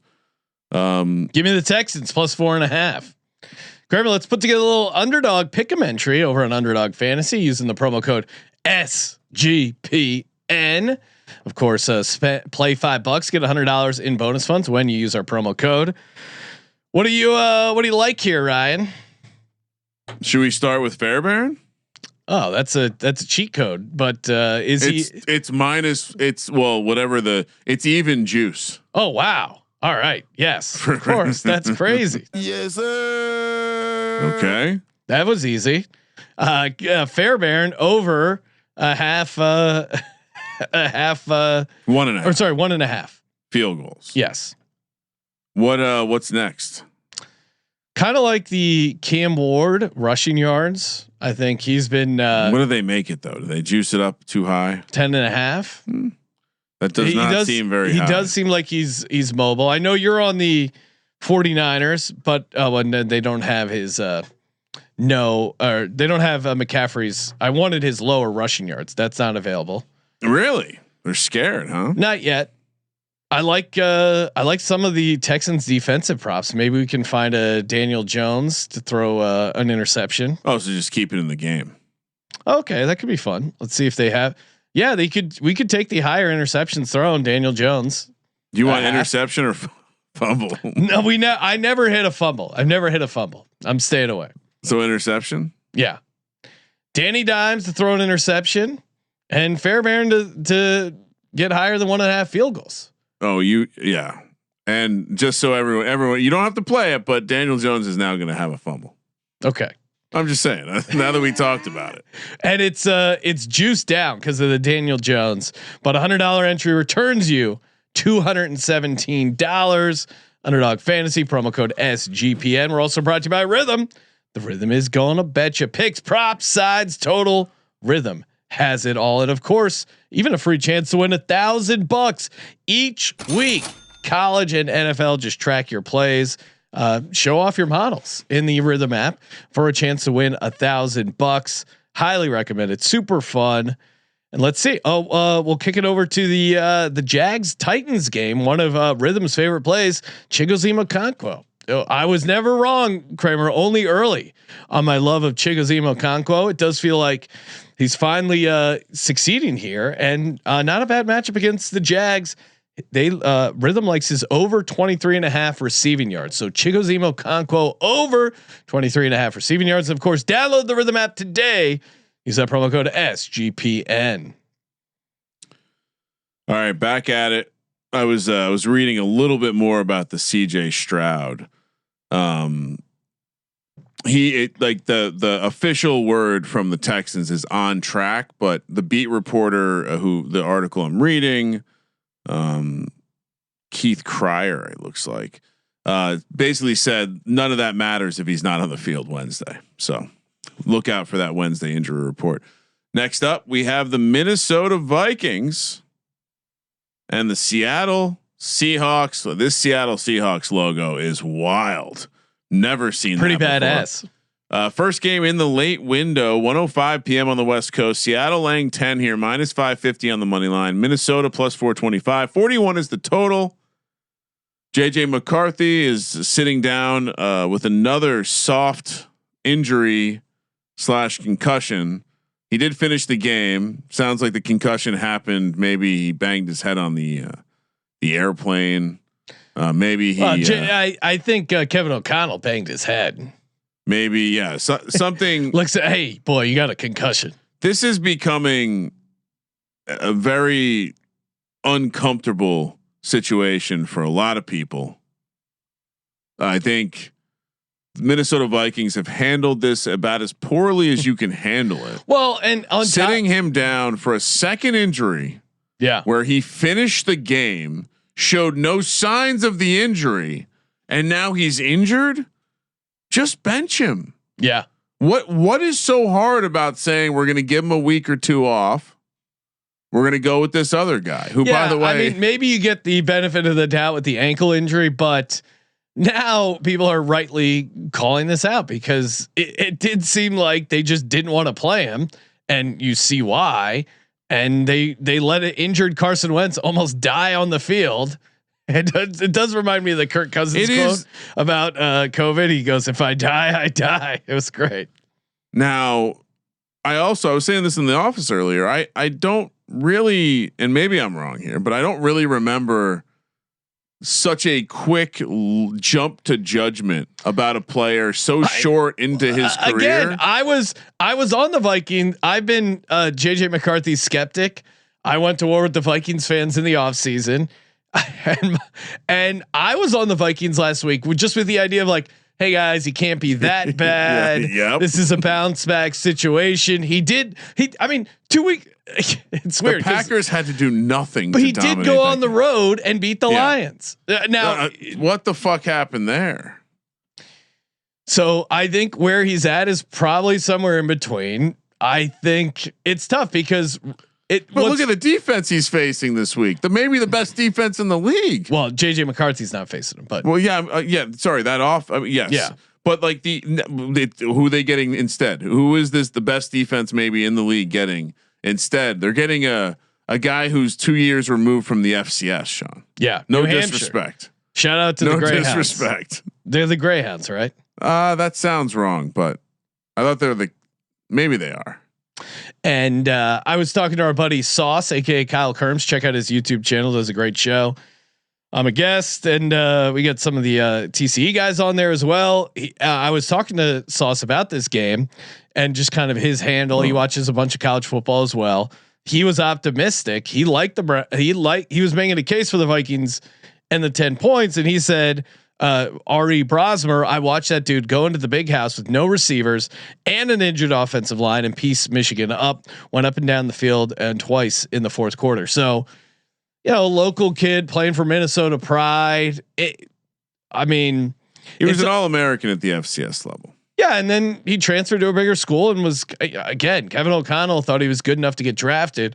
The fact that they don't have a veteran behind JJ McCarthy is kind of crazy. I guess it was Wentz until he got knocked out as well. But even that was like a late ad. They were not planning for this at all. New Hampshire is the Wildcat, Sean. Just FYI. Oh, okay. What am I thinking? Greyhounds, but I don't know. All right, this is tough because Brosmer's obviously the complete unknown. I do like him. Maybe anytime touchdown. We'll see what his price is because it could be like 15-1 and quarterbacks making their first start who have had rushing touchdowns in college. I'm always going to be on. Definitely. But against this defense, this is a disaster. It's a smash spot for Seattle's defense. Now the problem is the locker room of Minnesota, right? They all were super pissed and didn't like JJ McCarthy, Ryan. And you talk about how do you lose a locker room? You don't play the best guys. And maybe the locker room knew that Brosmer was better. And that's part of the issues with JJ McCarthy. And maybe they get a little bump and maybe they backdoor this. The one thing we haven't mentioned is the Sam Darnold revenge game, which I think is real. I mean, Sam Darnold went 14-3, got this team into the playoffs. They had no problem shipping him out for this complete unknown JJ McCarthy. I think there's an element too. If you believe that Sam Darnold is an intelligent quarterback, which he's now displaying the capability, I think turn the ball over a ton, but yeah. I think that's part of their strategy. It's like we're taking shots. Rip. Yeah. But this was he went against this defense all last year. Yeah. And I think part of what Flores does to you is he confuses you. So having a slightly more intimate knowledge of his approach, certainly a positive. And I love a good underdog story, Sean, but undrafted quarterbacks don't usually like we can probably make, the list isn't very long of undrafted guys who are winning games in the National Football League. So I don't know how you could, again, donkey play maybe, but Seattle laying 10 feels like a lot. I mean, Ryan, normally you don't mention the betting splits if it doesn't help your case, but you want me to bring it up? Yeah. What are the betting splits? Are the Vikings getting any action? Why am I not? Here we go. Seattle. All right. So 62-38, where the handle 75-25. So that to me would represent the profile at this point in the week of a team that's just obviously the better side to bet on. So a public side here. No, because there's plenty of games that have 75-25 splits on the hand or on the bets and the handle. I think not quite on that level, but yeah, I think it would be silly to expect anyone's going to bet the Vikings. And I would go further to say, I think this game almost certainly closes closer to 13 than 7. I think if you like Seattle, bet it now because 10's the best number you're going to get. Give me the Seahawks laying the 10. I'm with you. Like I said, maybe lock potential. The other thing we didn't really get into, but at some point you have to wonder about the offense. It's fine. You can point the finger and make everything about JJ McCarthy, but the run game hasn't been working at times. Even the play calling, it does. Like, is it possible that I saw Thor when he was trying. He's pointing the finger at KOC. He said Justin Jefferson needs to work on his drop rate. I mean, Jesus Christ! There is this talk about putting the horse before the cart. Yes, Justin Jefferson's probably missing some. So there's data. I don't know if it was, and maybe I'm misremembering the clip, but I there was some comment like that. There is one of the analytics guys, I forget who did this, did a study showing that completion percentage over expectation is correlated to wide receiver drops. In that, the more inaccurate you are, the more of a wild card you are, and you actually create more drops. Now, maybe the correlation comes the other way because the drops create the worst quarterback, but I do think that looking at accuracy and wondering if inaccurate quarterbacks have more drops because the receivers have to deal with your fucking wild ass passes. I think there's some logic to that as well. And when you see some of the highlights of, I like how people are like drumming up combine highlights of him missing dudes by a mile.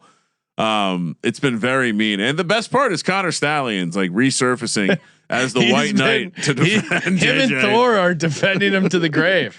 Connor Stallions telling every internet film bro that they're an idiot is pretty hilarious. Get you someone that loves you like Thor loves JJ McCarthy.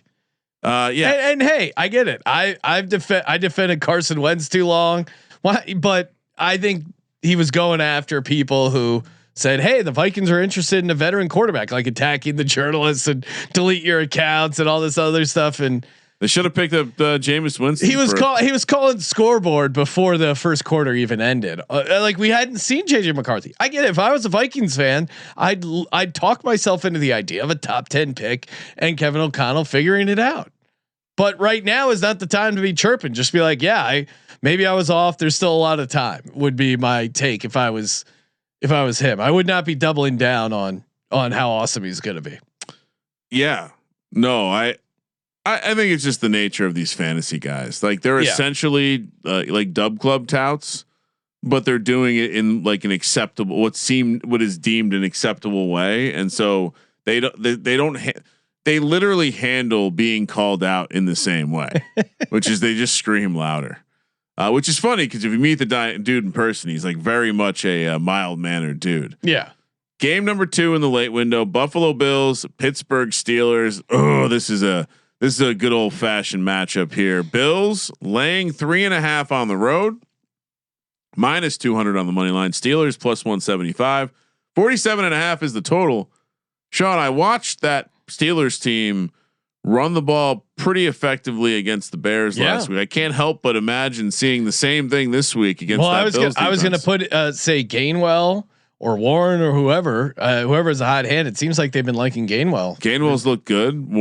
I think Warren had 60 something as well. Yeah. They both kind of were. I mean, they combined for what 160. Yeah, I was going to suggest them as the as something to maybe put in the underdog play, and maybe it's Gainwell in the receiving game.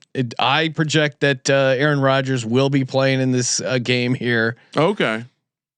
Now I like the Steelers here. Off a loss back at home as a dog. That is the sweet spot. I dabbled with fading them last week as a dog, but that was a pretty obvious they had Bears. A chance. That was pretty obvious Bears spot. And even with the defensive touchdown, couldn't get it home.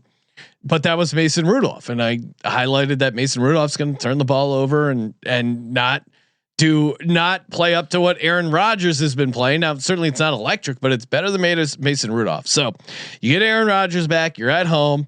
Now on the other side, this Bills team, who is coming off extra rest from the Thursday game, kind of desperate for a win. They're 7-4. They looked like them playing Thursday almost benefits them here because they played like ass, but then we got to watch a whole weekend of football and forget. But has like what I said this when we broke down the Texans game. Look at the Bills on the road this year. Now that was part of my handicap against the Texans. They lost 23-19. Let's look at some of their other games. They lost the road game before that 30-13 to the Dolphins. Before that, they destroyed the Panthers and they put it on the Jets. But other than that, they have not looked good on the road. They lost to the Falcons as well. I just don't think this team is a weird mix, and maybe they get the cover, or sorry, maybe they get the win, but it's a field goal game. Yeah, right. The hook. Again, we're back to. And I know you're supposed to lay the 3.5, but we're back to a place where this is obvious. And even last week, the Steelers. Again, you look at a lot of the what the score should have been. Look at the box score, analyze the box score, don't watch the game. The Steelers win the game last week, and so they were an unlucky result for sure. I think we just go back and stick with Tomlin as a dog. I also think there's a real scenario that this Bills team is in a bad spot. The GM was talking about like the build. He was trying to explain to reporters like the build as if he was a best ball bro talking about like why he has 4 tight ends on the roster. It's like, yeah, well, I mean, I think there's real concern. I mean, the Texans are not that good, and they made the Bills look foolish. Well, Dalton Kincaid, what do you think? Is he still? He's questionable. Again, we're doing this earlier on in the week. You don't get as much clarity, but I don't know if he goes. If he does, is he 100%?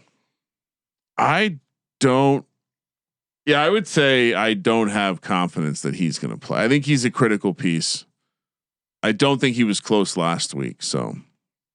And then their other linebacker, Terrell Bernard. I think that could be a big injury if he's either not out there or not 100%. Just adding to the reasons of they just and Maxwell Harrison's dealing with a concussion. Now it's a little bit longer because of the Thursday, so maybe he clears. But I think that's music to the Steelers' ears as far as getting their running game going. And just if you can get anything out of your running backs and you're at home, the Bills struggle with you. So. Yeah, I'm all over the Steelers here. I think this is a pretty good spot for them. I mean, maybe Steelers aren't a team for the most part that's going to get worked at home. I mean, right? Why don't the Steelers score a touchdown in the same way as they did last week? What do you mean? The with the running backs and stuff? No, I'm saying defensively with like Josh Allen doing some wild ass shit. He's been all over the place. I think that his marriage, Ryan, he's maybe a little looser with the ball. Says football is not the most important thing in his life. That's dangerous. Give me the Steelers. Have we met plus 3.5? Have we met his wife yet? Who? Aaron Rodgers? Yeah. Oh, I was talking about Josh Allen. Oh, I'm sorry. Yeah, I meant to say Josh Allen's been playing fast and loose with the ball. Aaron Rodgers' wife is still a mystery. No one's gonna ask. Do you think it's human? Questions. I told you. I thought he married to the game. He refocused himself. There's, I would say, 90% non-human entity that Aaron Rodgers is married to. He's an interesting cat. That and just real quick update on Dalton Kincaid. Here was the note from last week. We'll see where they're at next week. Week to week. Well, and Destro pointing out perfect matchup for Darnell Washington in the red zone. Yeah, in the same way that the Bills linebackers, again, not healthy, just struggling in general this season, and they've been a real liability in the run game. It's also could create some opportunities for the tight ends, which the Steelers love. Obviously, Darnell Washington, they've been using him a bunch. Freiermuth, Jonnu Smith. So yeah, a lot of good matchups for the Steelers. Yeah, it's fun to love Arthur Smith, isn't it? All right. Or is that you setting up some Arthur Smith love for when he becomes the Giants head coach? No, not at all. Current intriguing candidate that I didn't know a lot about before, but I've now researched a bunch. Okay. Chris Shula, defensive coordinator for the Rams. Related to Don Shula? Yeah. I didn't explicitly confirm that. I did assume that he's in the Shula family tree. Shula's not named Don have not done well as head coaches. All the other Shulas have been offensive guys. This is a defensive guy. What? Comes with a McVay offensive system too. Oh, he knows McVay. He does. He's going to be a great head very coach. Closely. Game 3 in the late window, 1:25 p.m. on the West Coast. The Las Vegas Raiders head to Los Angeles to take on the Chargers, where they will be. Normally, they would be a home team. The Raiders are pretty bad this year, so I wonder where the team support is. Haven't heard as much Raider cries out in Vegas either. Raiders catching 9.5 plus 400 on the money line. Chargers minus 510. 41 is the total. There is a side of me that's like, oh, this is the exact kind of game that the old Chargers would find a way to completely shit the bed on.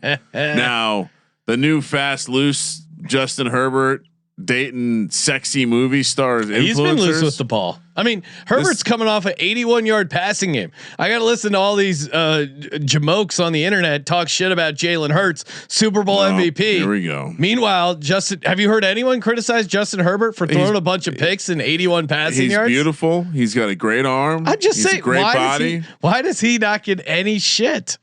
Because he can make all the throws, Sean. Yeah, including to the other team. Omari and Hampton. Could he be back this week? The window's open. He's putting out social media posts suggesting that he's ready to go. Okay. I mean, that's an upgrade if he's back. I know he at the time it seemed like, oh, no big deal, but they kind of have missed him a little bit. I know Vidal has had some moments. I think he's going to be able to upgrade the situation. I think I don't know what to think about the Raiders. I mean, Sean, what are your thoughts on them firing Chip Kelly? Do you want to take a victory lap? I tried to tell people I want to pull that clip of the Raiders preview. I go, if anyone can fuck this up, it's Chip Kelly. Now it's not all Chip's fault. To certainly Pete Carroll, I don't think. Well, they fired one of Chip's the disciples as well. Yeah. Once Chip gets it, he's like cockroaches. Once he gets in there, he starts nesting, and there's many Chip Kellys. You got to call the exterminators. Get all the Chip Kelly. Look, you got Howie Roseman put into an equipment room. If that doesn't tell you this guy doesn't belong in the NFL, he thought he was smarter than Howie Roseman, one of the greatest GMs of all time NFL history, and he thought he put him in the equipment room for what? So you could get rid of Deshaun Jackson and LaShawn McCoy, and you traded away. You traded Nick Foles for Sam Bradford. I mean, my God, this guy can't evaluate personnel to save his life. Clearly, he doesn't know shit about play calling in the modern NFL. But really, the biggest issue is their offensive line just really sucks. Ashton GT's banged up. Geno Smith is playing like ass. Now the issue is this is a secret home game for the Raiders. Yeah, no definitely. Chip Kelly. The problem is the Chargers are coming off an embarrassing loss. Can you trust the Chargers to lay 9.5 points? Raiders defense is pretty bad. What I wanted to take you, so we often guy gets fired. And it's like, okay, is this going to be a positive or a negative? We saw with the Titans. We're like, well, what the fuck, Mike McCoy? This guy already sucked. We know this guy sucked. Yeah. This isn't exciting. And then maybe in another situation, you might get excited about the assistant because it's like, oh, this guy, he's young, he's hip. Maybe he's going to call plays in a different way. Greg Olson's the guy that's calling the plays now. Do you remember Greg Olson? Yeah.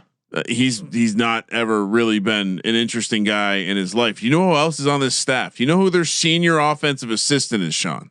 No. Joe Philbin. Remember that guy? Yeah, super old. Why would you want that guy on your team? That everyone else is a bunch of, I don't mean to be rude, but not a ton of guys that you've maybe heard or even understood. They even have this offensive quality control guy named Connor McQueen. And he looks like a McQueen.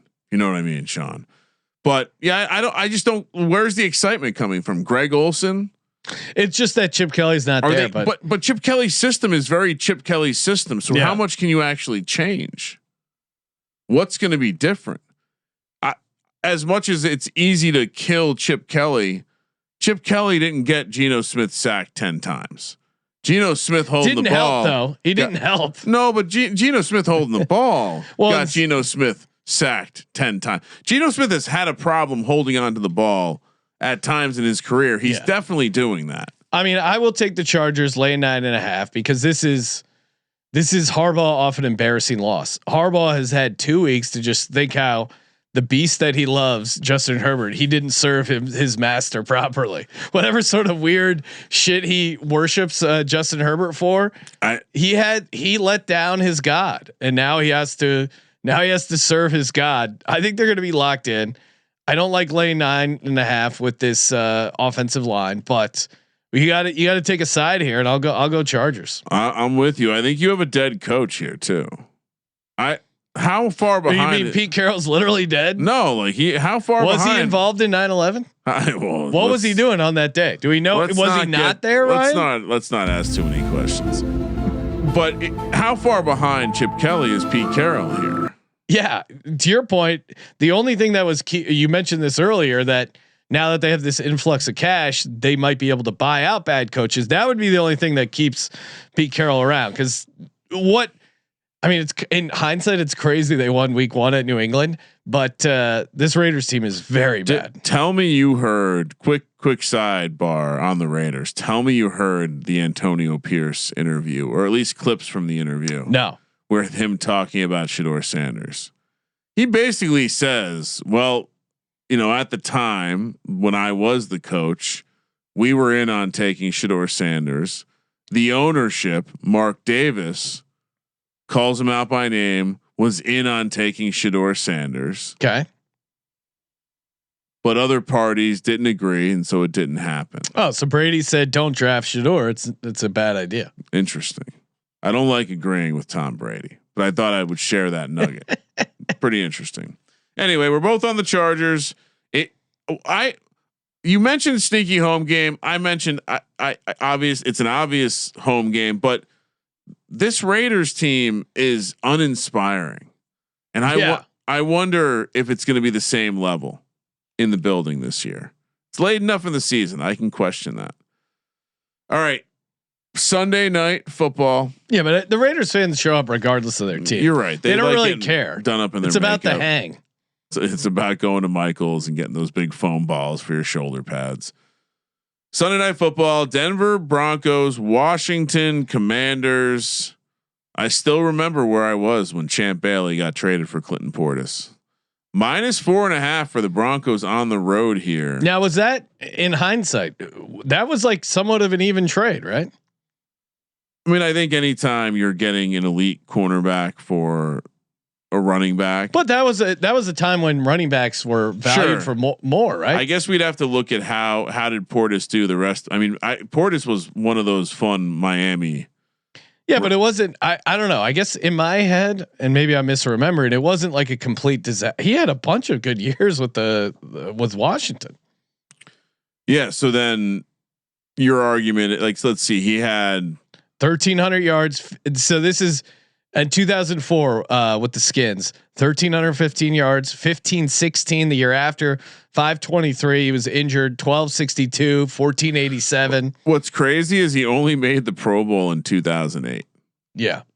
On the Commanders, and then but I still think from a positional situation, sure, but running backs were a little bit more valuable. I think the way the game was played. All right, Champ Bailey made the Pro Bowl basically every year but 1 year on the Broncos. He was all pro multiple years. He was second for defensive player of the year. They won the trade, but I don't think it was a complete disaster. Like they got But to your point, I think you probably would want the perennial Pro Bowl or all pro. Well, especially now when the game is more. Game's changed a little bit, but even back then, like he was having those guys was still critical because it allowed you to do everything else you needed to. All right, Denver laying 6.5, -280 on the money line. Commanders +235. 43.5 is the total.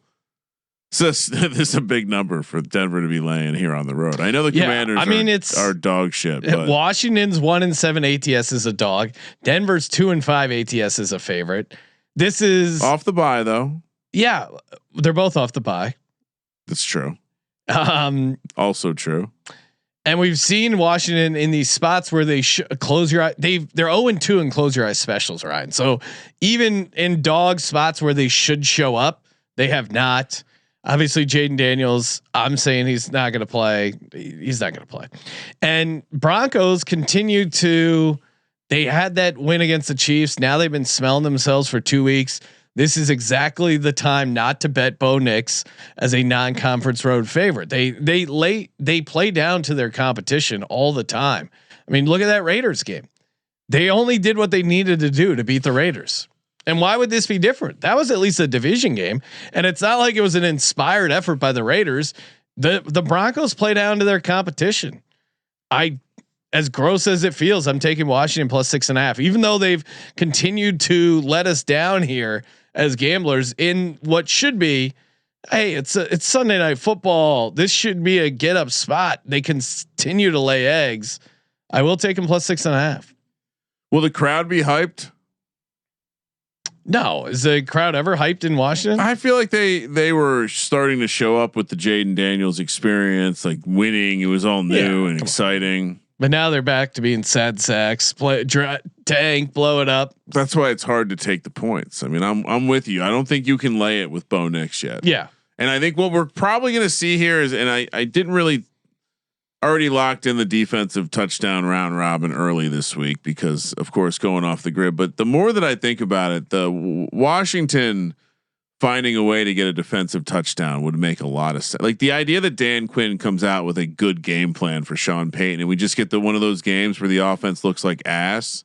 It's like I mean, they're with a bye, holiday weekend, big favorites. Everyone talks about how you beat the Chiefs. It's hard to get excited about this Skins game, I think, if you're the Broncos. So to update your Jaden Daniels statement, Daniels will be on the practice field this week for the Commanders, although he has not yet been given clearance for contact. So I'm with you. I think everything about this number and everything else suggests this is a Mariota game. But just so you know, there's going to be reporting that Jaden Daniels is at practice. So interesting to see what it does to the number. All right, both going to grossly take the Commanders. Redskins football team, which by the way, you see how Colby finds the most interesting logos. Yes. Like he's part of some Facebook group that just shares cool, like it's like an Etsy page, but for people who like the Redskins. Ryan, we got a question here from Matt in the chat. I feel like we must be getting a ton new viewers, listeners. Appreciate everyone telling a buddy because I've had to explain in the Spotify comments. Appreciate everyone checking in over there. Can you explain the Close Your Eyes special again? People ask, "Hey, is this a Close Your Eyes special?" Oh, this has to be a Close Your Eyes special. It's a pretty simple formula. Friendly reminder for Matt and everyone else new. If the team underperforms the spread by 21 points and they are underdog the following week, that is the Close Your Eyes special. So a team like the Chargers, they underperformed the spread by 21 points week previous. This week they are not a underdog, so they would not qualify. Correct. Now this, hypothetically. What do you mean hypothetically? No, I'm saying like in any sort of scenario where the step one is you have to get blown out. Yes. And not just blown out straight up, but blown out against the spread. I mean, to give you a perspective, we have had an average. What did I say? Let me pull up my notes. We have had an average, I think, of 12. What happened to our screen here, Sean? All right, I'm not going to look at my notes now. But okay, yeah, average of 15 over the last 5 years. So we've already had 12 this year. Yeah, no, crazy. And it's intended to be giving you the same vibe as like no one could possibly bet on this team. And you close your eyes because it's gross. You shouldn't have good justifying reasons to take a close your eyes special. That's kind of the other angle. And we say you go to church. Well, this year I think that's what it was. I started calling it going to church, and it's latched on. Another close your eyes special. Shedeur Sanders quarterbacking. And no. See, now you're messing everyone up because they're gonna think that was an actual close your eyes special. It's not. Well, yeah, of course not. Okay. Just you don't want to watch him, so you want to close your eyes. Giants. Wow. What? Wait till the aunties get a hold of this clip, Brian. See you aunties, please. See you aunties. Call them by their correct name. Giants, Patriots in New England. Is the house of cards starting to collapse on Mike Vrabel? 5:15 p.m. on Monday. Giants catching 7.5 plus 310 on the money line. Patriots minus 380. 46.5 is the total because the left side of his offensive line is down. Yeah. Is the left guard definitely not playing? Will Campbell, I know, is out. The left guard seemed questionable. Sounds like he's not going to play. Okay. So you have a cluster injury on the left side of the offensive line. You have a quarterback that holds onto the ball too long. He also, by the way, had a hilariously bad pick six against the Bengals. He did. And you're going to get, well, I'll continue to say this. Offense hasn't been the problem. Jackson Dart's back. This is going to be electric. Has he cleared yet? You're right. He hasn't officially cleared yet. Well, just because you were a stickler with CJ Stroud, and I don't. Well, the NFL apparently called it in. He got. Well, why would the NFL not stop him here? Maybe they will. Okay, they could. to your point, you're right. I don't have that information. I do not know what the NFL is trying to do here. But I mean, I would like Jameis Ibuka and everyone else in the rookie class not doing shit. Jackson Dart just needs to play a couple games to cash me this Rookie of the Year ticket. Well, he needs to win a couple games. I think I honestly, Sean, with the way that the class has played, I think he is simply just be exciting. I'm with you. Winning games locks it up for him, but I think it could just be he's exciting. If you win Offensive Rookie of the Year as a quarterback that only won 2 games, I'd be extremely shocked. I agree with you, but what else is going around? No, they would give it to Ibuka, but he's kind of like Warren. He's kind of like fizzled off a little bit. Yeah, I think they would give it to Tyler Warren. Not according to the odds, but yeah, still have some weeks left. Well, I think you got to win some games. I agree, but right now, T-Mac plus 130, Ibuka plus 230, Dart 3-1, Warren 6-1. If Dart has a good game, his odds he will become the favorite by the end of the weekend. That's how it works. Sure. And, by the way, he will have a good game because you could throw the ball against this Patriots defense. If he beats the Patriots, he'll be the odds-on favorite. I don't think he's not going to become the offensive. I agree with your statement. Yeah. I'm saying that I think even in a scenario where he has an electric game and doesn't win, he still possibly becomes the favorite because Ibuka might be having Teddy Bridgewater throwing him the ball, and Bryce Young, as you said, against the Cardinals defense sucks. He didn't have a great game last week. We'll see. Yeah. I mean, he needs help. I mean, we know he certainly has not. But this is all hypothetical if Jackson Dart plays. Yes, correct. Then the NFL's out to get him. That's true. And no, you make great points. They got a GM over there that they're wanting to get the best draft pick they can, and they know if they have Dart out there, that hurts their chances at getting a better pick. So I think they're gonna be cautious here. And if it's close, I think they'll sit him down again. Yeah, I'm going to disagree with that now, based on my reporting or about my investigation. But last week you said he was playing, correct? I was under the impression he would be playing. Similar reporting? No, because this week they already have basically committed to him being back. Okay. No different than your confidence around the Texans based on your investigation into the situation. So yeah, I think Jackson Dart will be back, and I think this is a tremendously bad spot for the Patriots, losing the left side of their offensive line and getting a defensive coordinator. Who is the defensive coordinator? The outside linebackers coach. Who has he ever? No experience in the NFL, which I love. Kafka. Well, he's not going to be with the team next year, so who gives a shit? You get a couple games to show what you got, and guess what? Everyone hates the old guy for being basic, lame, and boring. Yeah. So exciting. But the counter is you have Mike Vrabel going up against a guy making his first start as a defensive coordinator, right? That would be the counter. Yeah, no, but they don't have their left tackle or their left guard, Sean, with a quarterback that holds the ball too long. And the one piece of the Giants defense that has consistently been there is getting pressure. Now, it hasn't always turned into sacks, but Drake May creates variance that allows for big, like Giants defensive touchdowns in the round robin this week. Now is Abdul Carter, is he awake? Is he going to meetings? Yep. He's again, accountability. Kafka's straightening out some parts of this ship, and the firing of Shane Bowen. Now ask me why it happened. It took 2 weeks to happen. Why did they not? Don't know. Maybe. And Mike Kafka was the one that fired him. Yeah. That's so crazy. Love that. Kafka's but it's like, just I'm not weird. going down with your bitch ass. Get the fuck out of here. It's weird that Kafka wouldn't fire him from the beginning, or management wouldn't fire him. I would think that if you're going to fire Dable because he's blown all these leads, you also would fire the defensive coordinator that was mostly responsible for blowing the leads. Why did they let him stay in to blow more leads? Because they want the best draft position possible. Then why did they let Kafka fire him?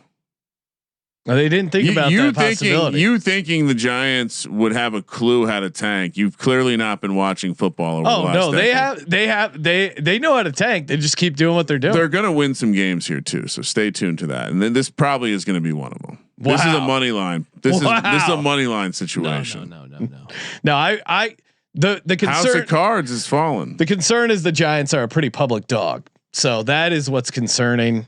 And Vrabel against a public dog. Where are you getting your data from? I have sources. I think your sources it's one of the are more wrong. bet public sites. I don't think that's true. Okay. According to the most public book that is green, the Patriots are getting more bets and handle. Mm-hmm. No. I mean, this should be now. Once we get the news that Jameis is starting, I'll love this a little bit more. But I will take the Giants and the 7.5 because the offensive line injuries I think are big. And what? Oh, I never said they weren't. When did I say they weren't a big deal? I think losing your left tackle is always a big deal.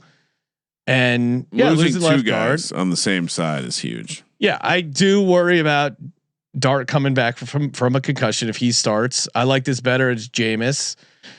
Because coming back from a concussion, you're not going to be 100%. So he could have come back last week. Stop it. Why did they play him last week? Again, if we have to keep going into this NFL you have no answer of why management is playing for the future. Because the NFL called down. They're like, we don't like the aesthetics. The NFL was not. It's involved. all about aesthetics. Everyone's concerned about how violent the game is. They no one cares about that. You're the one. You're like they clearly do. You're like the Vikings fans. You're pro softening of the game this season. When did I say that? Oh, you every turn talking about this CT bullshit. When did I say that? Every time we've talked about it. I've never been positive about CT. You can name one statement I've said that suggests. Oh, you're happy the NFL is doing this with the CTE. Oh, I think you're happy. I think it's funny. Oh no, I didn't. No, the NFL isn't doing it. The Giants are doing it because they want to tank. No, that's absolutely not 100%. It's absolutely not true. They didn't put him out there because the Giants are worried. The NFL would have been fine with him playing. Stop it! You've not been paying attention. What am I missing? Oh, the bullshit. Cam Scadaboo went too close to the blue medical tent. We need a Florio investigation, $500,000 fine, and then they force the quarterback to sit out an extra week because of the aesthetics of the situation. No, but it's very obvious. But the ownership was the one who made that call. The league was not involved in the decision. The league 100% was involved in the decision, just like the league was involved in the decision to try to ban the tush push, Sean. Just like that's a completely different thing. It's not completely different. It's exactly the same. What? So the league office called the ownership and said, "Don't play him this week." They gave him a huge punishment. As part of that punishment, clearly they came back and said, "Hey, by the way, sit him out another week. We don't like the way it looks." And what are you basing that on? The clear reporting that 90% of the beat said this guy is on track to clear. And then all of a sudden he doesn't clear. No, because management didn't want him to play. If management didn't want, there's leaks in the building. We would know that. It came down from the league office. All right. Even though there's no evidence suggesting that. There's plenty of evidence. Okay. Show me some evidence. Circumstantial and the clear reporting of everyone who covers the team. I love how mad you get because they didn't want to play him. Oh, I'm not mad at all. Oh, you. What do you mean? You've been railing on the league office for 5 minutes. Well, it's unfortunate that the league office has to get involved like this, and it's unfortunate that you have to fall for this fugazi reporting. So, all right, and you're spreading false narratives. No, I don't want this program to be seen as a fake news program. The Giants coaching staff wanted him to play. Management said, "Don't play him this week." Mike Kafka said it was disappointing. Yeah, that management told him they weren't playing. You're spelling it out there. The NFL, you mean? He said the NFL. He said it was disappointing. Right. There's again, you've third party gets involved. It was disappointing. You've not mentioned any reason. No, it's that third party that you can't clear without the third party neurological expert from the league office. No, that's not what happened with his clipboard. I will take the Giants plus 7.5 at the Pats. It's a baby fucking wheel, man. This is an obvious money line play, Sean. Just if you're looking for a dog. No, 100%. What do you mean? Giants hurt their draft pick. That would be something. Drake May having a horrible game. If Jameis is playing on Monday, I'll consider a money line. And Vrabel is a fake ass coach. Jameis winning in New England. Count me in. Kramer, give us 3 locks, a dog, and a tease. What happened to the 2 locks and a bonus lock? Okay. Give me 2 locks, a bonus lock, keep the a dog, and a tease. Keep the nomenclature correct. Let's see. Lock number 1. I did kind of allude to the fact that there was a number of games that were definitely locks. I think I'm going to avoid locking up anything on Thanksgiving. Been good about keeping Thursday off the card. Although a couple of weeks I felt like I have regretted a little bit, but I think this Rams game should be like 13, 14 points. Okay. The other one that I really like. Is that a lock? Yeah. The Rams. Okay. Well, right. You don't say I'm locking up the Rams. Well, you asked me for 3 locks. I started by saying the Rams should be 13 or 14 points. Yeah, but you didn't say you're locking them up. It sounds like you're having a conversation. Are a lock. Okay. Laying the 10.5 points. Thank you for your clarity. Lock number 2. You're out of your mind if you don't think Sam Darnold and this Seahawks team is going to wax the Vikings. I'm laying double digits twice this week. Lock number 3. I was going to say the return. No, Jets plus 2.5 stood out from the beginning as a bad one. I'm fading the Falcons again. It's definitely not reactionary to what happened last week against the Saints. Dog. Giants plus 310 on the money line. Oh wow, you finally took him as a dog. I'm telling you, they're winning this week. Okay. I like calling your shot. Commanders plus 12.5. No, that's I'm on Washington. I'm not teasing them. Jags minus 0.5. Texans plus 10.5. Your love of the Jags just gets me every time. All right, for me, it's simple. Lock it up. Steelers field goal game. Give me the Steelers plus 3.5. Lock it up. Rams laying the 10.5. Give me the Cincinnati Bengals as a dog. Yeah, that would be a lock if I was going to play Thursday. Plus 7. This Ravens team, they're just kind of meh. And I think you get a highly motivated Bengals team. And for my money line dog, give me the Houston Texans. I like them plus 4.5, but I think they go in and the demise of Danny Dimes continues here. So I think this is a good spot for him. For my teas, give me Seattle down to 4. Give me the Cleveland Browns plus 10. I also think they're live on the money line, but I'll tease them up there and give me the Dolphins as a pick. Kramer, yeah, that feels dangerous. Pretty easy circuit card. Seattle minus 10, Jets plus 2.5. Both like the Rams laying the 10.5. Pittsburgh plus 3.5, and the Cincinnati Bengals plus 7. Thursday.